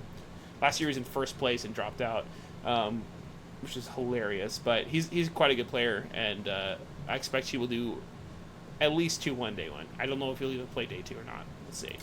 We got Steve Becker, Prince of Nightmares, Vordry Blood Knights, and he's got Radikar. Yeah, it is a power move, dude. Like, it's such a flex. And he's got Laukovai, the Revenant Draconith, so that Laukovai has the buff ability. The Draconith is kind of nice. Can make this over 180 points for this when it's getting buffed. It can really overperform in many ways. And he's got the Steed, but the problem is like the reinforced Blood Knights is just so like this is such an expensive package at 910 plus this 200 1010 1090 for basically one little death ball that really needs to charge, do what it wants to do. Like, yeah, they're good, but like I really just would not reinforce these units. You need more flexibility out of that. And Radikar is pretty nice though, and the rest of the build I do think this is a solid list. Other than that, I just would unreinforce his Blood Knights to get more flexibility. And then Virial Hammer. Virial's army is absolutely gorgeous, so make sure to check your table out. It's a little bit subtler in terms of tone, so it doesn't pop until you get closer. You're like, oh, these are really, really good. So she's playing the Scourge of Akshi Vengorian Lord with the unreinforced Blood Knights. I like that. It's way more flexible.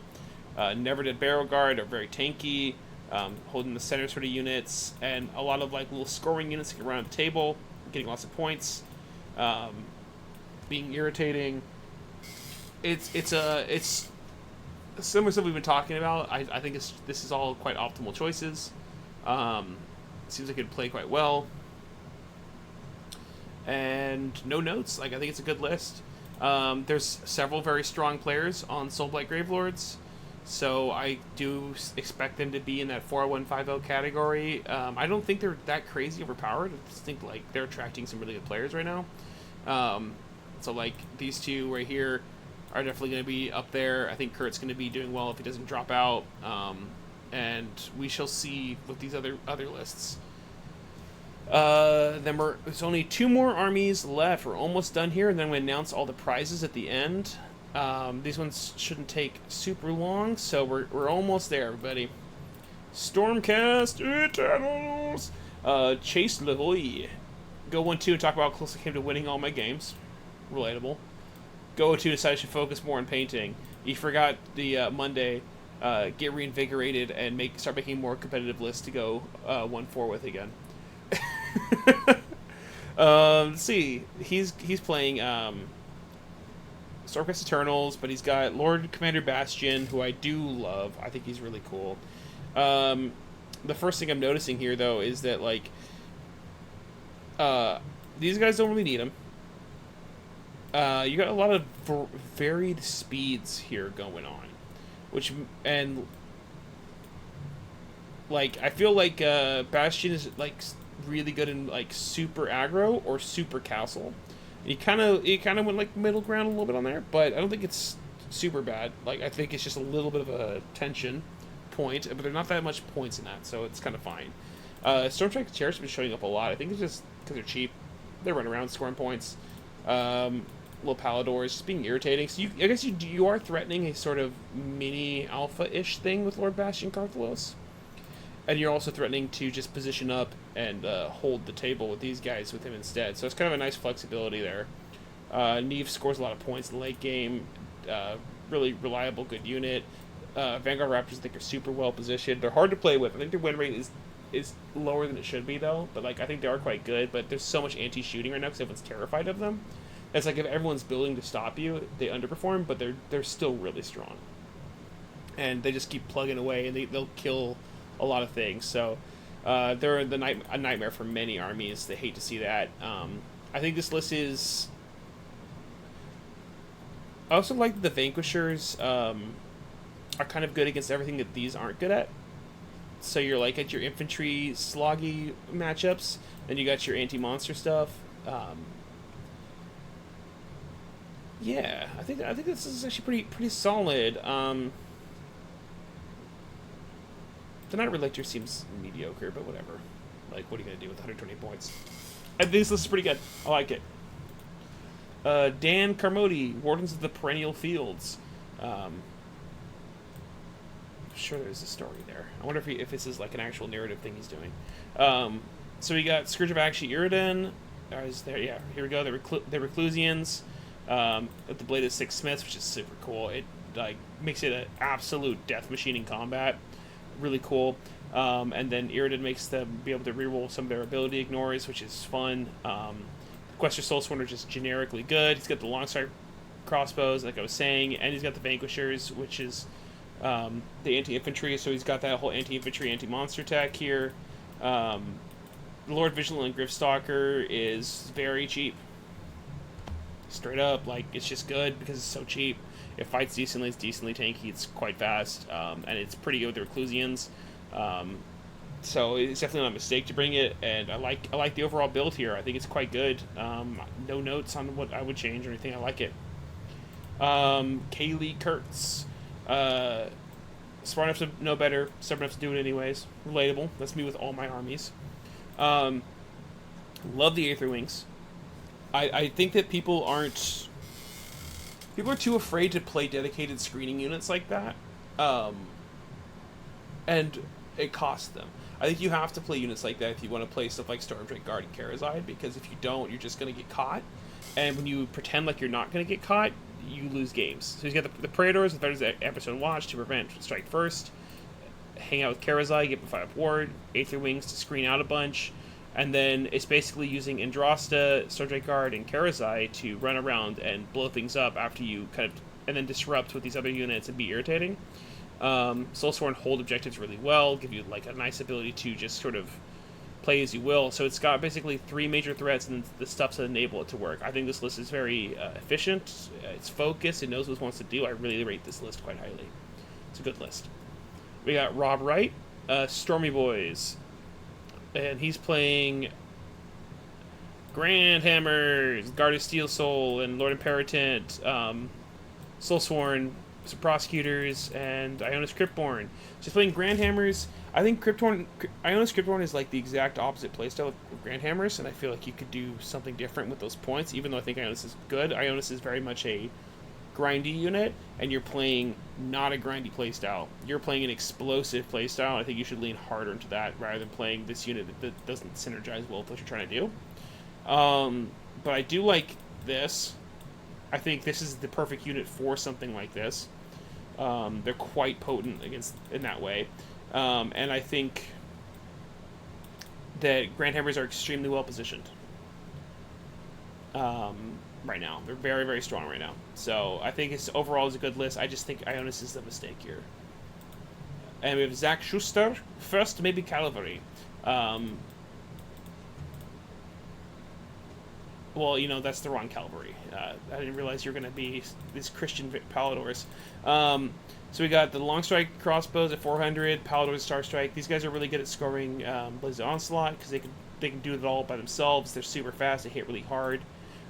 He's got a lot of aggression coming out here with all these Yakothian Guard. I personally think that like concussors, etc., like at 400 points are like I would so much rather just take more Tempestors because they still hit hard, but they're way cheaper. You can fit a lot more in your army. Personally, that's how I kind of see it. But concussors aren't bad. If the points don't work out, then you can just do that. This list is very, very, very aggressive. I think extremely hard hitting, but it's like no staying power whatsoever. Like if it doesn't work, you're just done. So it's got a very tricky list to play correctly. Very, very high risk, high reward. And I'm excited to see how it does, but I think it's going to get caught a couple times and just blow up too easily. Okay, that's Stormcast Eternals. My favorite Stormcast list was Kaylee Kurtz. I think it's a really good list. Really strong. I like it a lot. And then lastly, we have Sylvaneth, which is the bane of my existence. Although, actually, I usually beat them, but I hate playing against Sylvaneth. It pisses me off. Instant tilt factor when I match up against Sylvaneth. They were the strongest army in the game. They got nerfed heavily in a bunch of ways. They're now the strongest army in the game. It's very, very hard to actually play. Like, they basically, if the Sylvaneth player knows what they're doing, they can just say, no, you don't get to play. It's pretty brutal. If they don't, then you can find openings, but like it's a crazy army, and there's a lot of really annoying things you can do right now. And there's a lot of stuff that's just like way too consistent, undercosted still. Like a lot of stuff went up in points, but it was like so undercosted that even going up, it's still too cheap. So I think they're the strongest army in the game. I do expect there's a couple players here who I expect to do very, very well. With these Sylvaneth, like I think Greg and Ian are going to be up there, but really any of these players could do quite well. I'm not seeing. Oh, he's not playing. I guess there's a Llama Boy who plays him locally a lot. I guess he's not in the event. But here we have Clay Lanfear. They see me growing. They hating. I couldn't think of a good next line for that, unfortunately, fast enough. So the Spirit Drift with Glamour Weave, I don't know why they kept Glamour Weave, dude. It's so annoying. Like, why is that still in the game? It was so obviously going to be a problem with end of turn fighting, because you're like, oh, I can reroll a hit and wound hit wound and armor save every phase. That's going to be fair and balanced. So it's really annoying, but Driftwood is very slow, and there's a lot of counterplay to him. So, but he hits so hard, and it's very consistent. He will just delete everything, and you got these Chronoth Hunters that also will delete most things. This list does hell of damage. This is like a high damage and very tanky list, and I like the inclusion of the Dryads and the Spite Revenants in mass. It lets you score really well. Anti-Ward, Warsong Revenants also is a very, very strong unit. And Lady of Vines is an interesting pick here. I like her. I don't see her that often, but I don't think she's anywhere close to bad. This list looks like a little bit more of like a straight up and down Sylvaneth list that will just kill people. But it does struggle to move a little bit, so that's his weakness. Got Greg's list. This list I know is very, very good, and Greg's a very good player. He's been having a lot of success with this lately. That Dank Kush. So he's got Alariel. Alariel's busted. Crazy unit. Got so much power coming into her from this GHB. I think she was very, very good, borderline OP before, but now she has this ability to stay alive. That's huge. Like when she's gonna like almost die, you throw your fury levels at her and she lives and she regenerates 2d6. Brutal. Like super annoying. And she does a really good job of using the end step GHB attacks to blow things up as well. It was really, really mean. She's very strong right now. And he's playing a good amount of like supporting units running around. Spite Revenants. Not too many, though. Like, he's definitely going more on the combat end. We got the Glamour Weave Durathu, like I was saying, really, really strong unit. Very hard to fight. Warsong Revenant. He's got Drycha to just be the most obnoxious unit in the universe. And Tree Lord Ancient. I like the new Tree Lord Ancient. It works super well. I think it's actually very well balanced, but it's very potent. And if it's good in your list, it's very good. The matches where it's good, it's very, very strong. It can do some really cool tricks. Very disruptive. I think this list is super good. Greg will pilot it excellently. And there are certain matches that become kind of tough for it, for sure. But I think, like, in most matchups, it's going to be quite dominant. So I expect him to do pretty well with this. Ian Wood, gorgeous army. He's won Old Time Throwdown Best Painted twice, I think. And he painted this really awesome Keeper of Secrets. That's going to be up for raffle, so check that out. I'll put that in. Really generous of him to do all that work so thank you, Ian. We've got Belthanos with double Warsong. I was say this is one of the things he's known for doing. Double Warsong Revenant. It's really potent. It gives you two. It basically lets you like you can't get away from it. And they're just really good and really efficient. Glamour Weave Durathu, which you're gonna see in pretty much every list, or at least you should. Add only one unit of Great Sides. Probably because the last stuff shipped in points it probably couldn't quite fit. I would guess he used to play two. Chrono Thunder units, and he's got the Revenants and the new Tree Lord Ancient, who totally has a really cool like gameplay, smooth like interface. That this little pile I think is really nice. Like it just scratches the brain itch. I like the sort of auras and positioning of that. It seems really cool. Seems like a really smooth, synergistic list. It's not quite as proactive and forceful as some other ones, so it can't just jam easy wins, but it's a very reliable list, and potent. So, really good list. Josh Quest, Shaolin Shadowboxers. That sounds like a 1950s comic book. Josh Quest and the Shaolin Shadowboxers. In this episode, it's pretty great. So we got Spirit Earthu, who does not have Glamour Weave, which is shocking to me. It's very, very, very good ability, so not having that seems like a mistake. The Gossamans are super strong. A lot of control of the battlefield and positioning, a lot of little chip shooting and irritating scoring unit. Size just fight like crazy. Dredge is annoying and good. Grove Guardian's quite good, but I feel like Grove Guardian's misplaced in this list. To me, Grove Guardian wants to be in a more wound dense fighty build, and and less of this like Gossamet Archer, uh, Rev Seeker sort of style. To me, it's kind of like probably the wrong choice here. I would probably swap that out for something else. So that list seems a little bit suboptimal in places, but it'll probably still do decently, and I like the Gossamet Archer inclusion here. Luis Mendoza, Vegetables with a V of Vengeance. So we got Belthanos, Colonel Hunters, Glamourweave, Dorothy. So we've kind of talked about a lot of this stuff.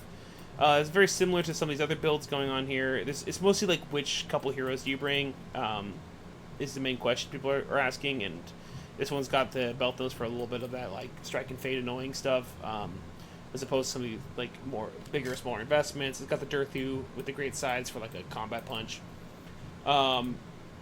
Michael Dennis, attention! You've been challenged the ultimate cinnamon face-off. Accept or forever be known as the Spice Dodger. Not sure what that means, but okay. We got Belthanos and 9 Kurnoth Hunters. Grove Guardian. This is more of the list you would see with the Grove Guardian, like where you have like a lot more combat, a reinforced tree evidence. You don't see that very often, but I like it. I think they're pretty solid.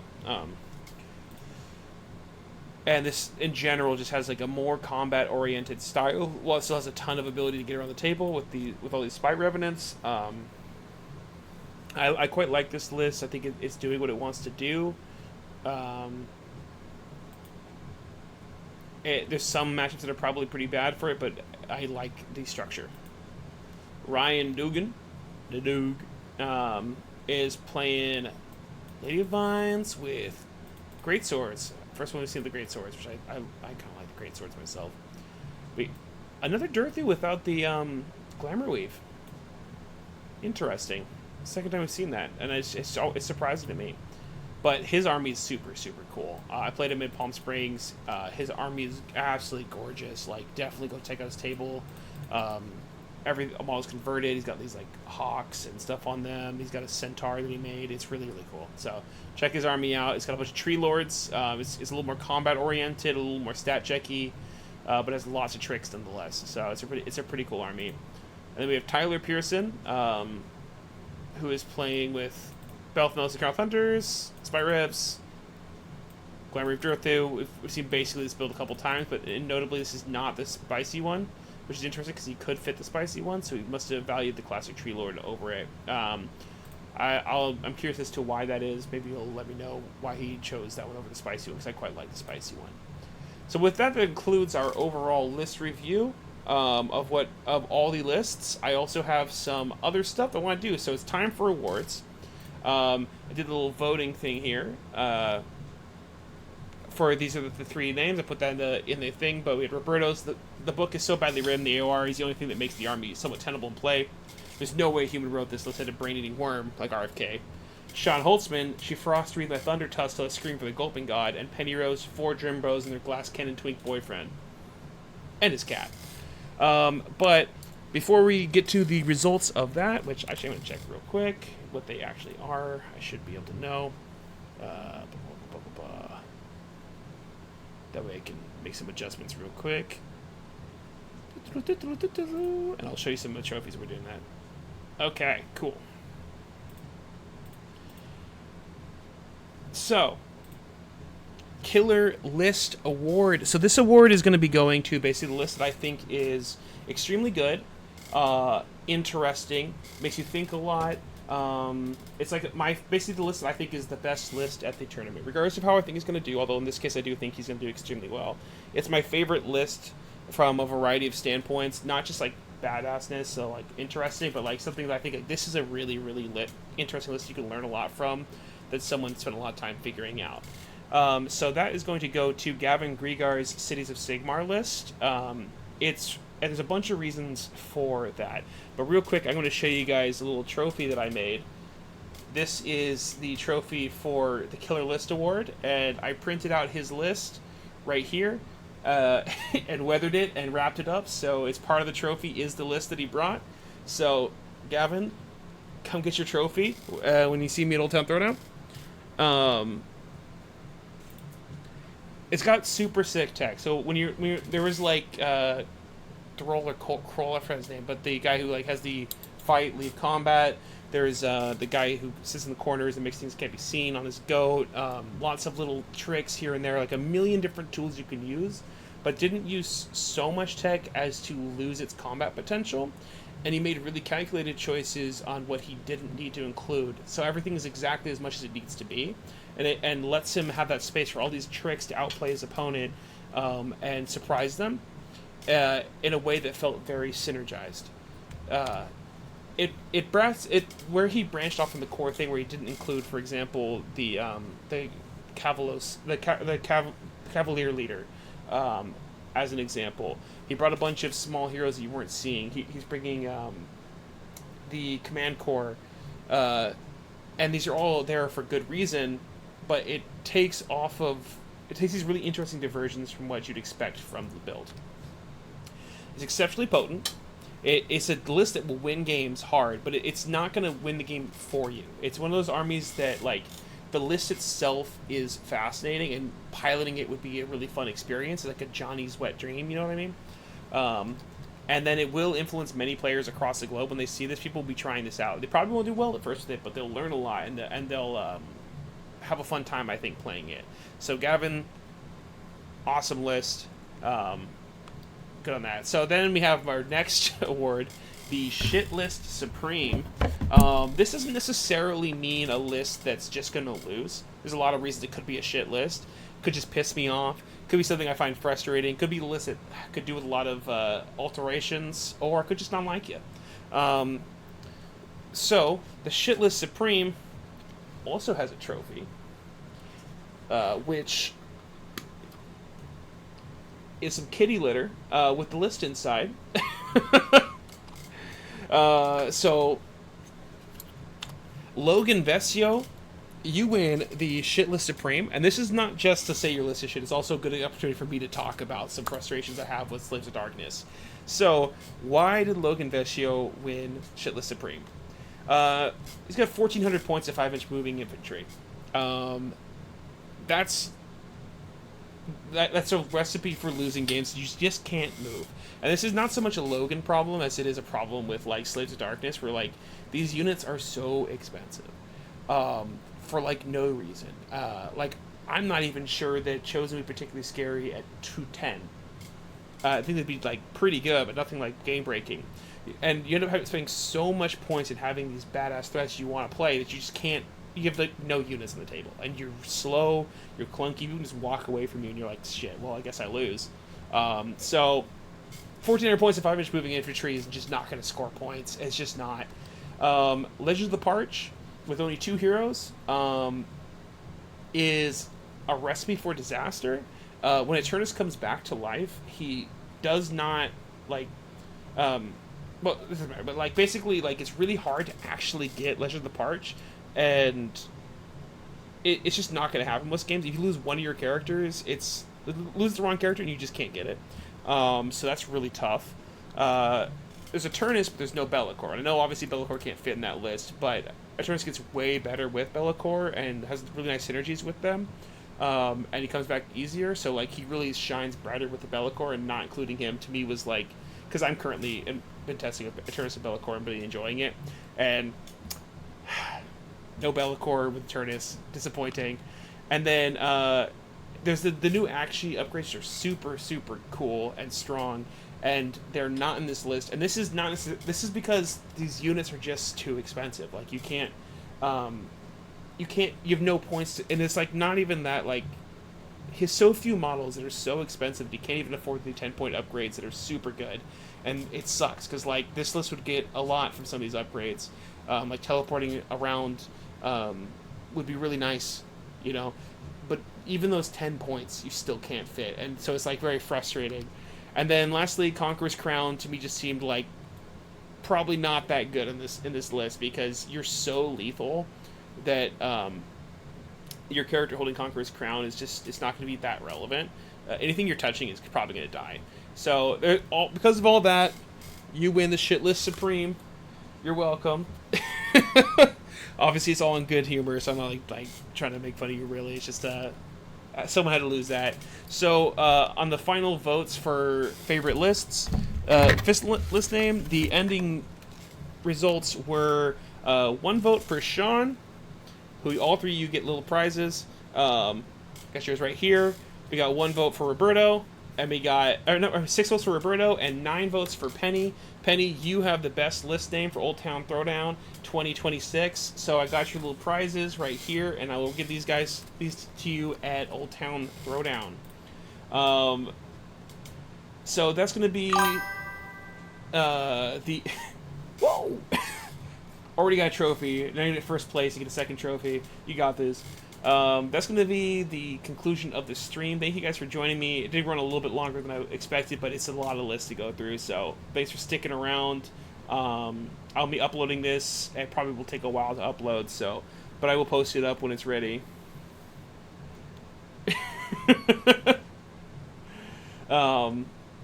Anyway, I'll see you guys this weekend, and bye-bye now.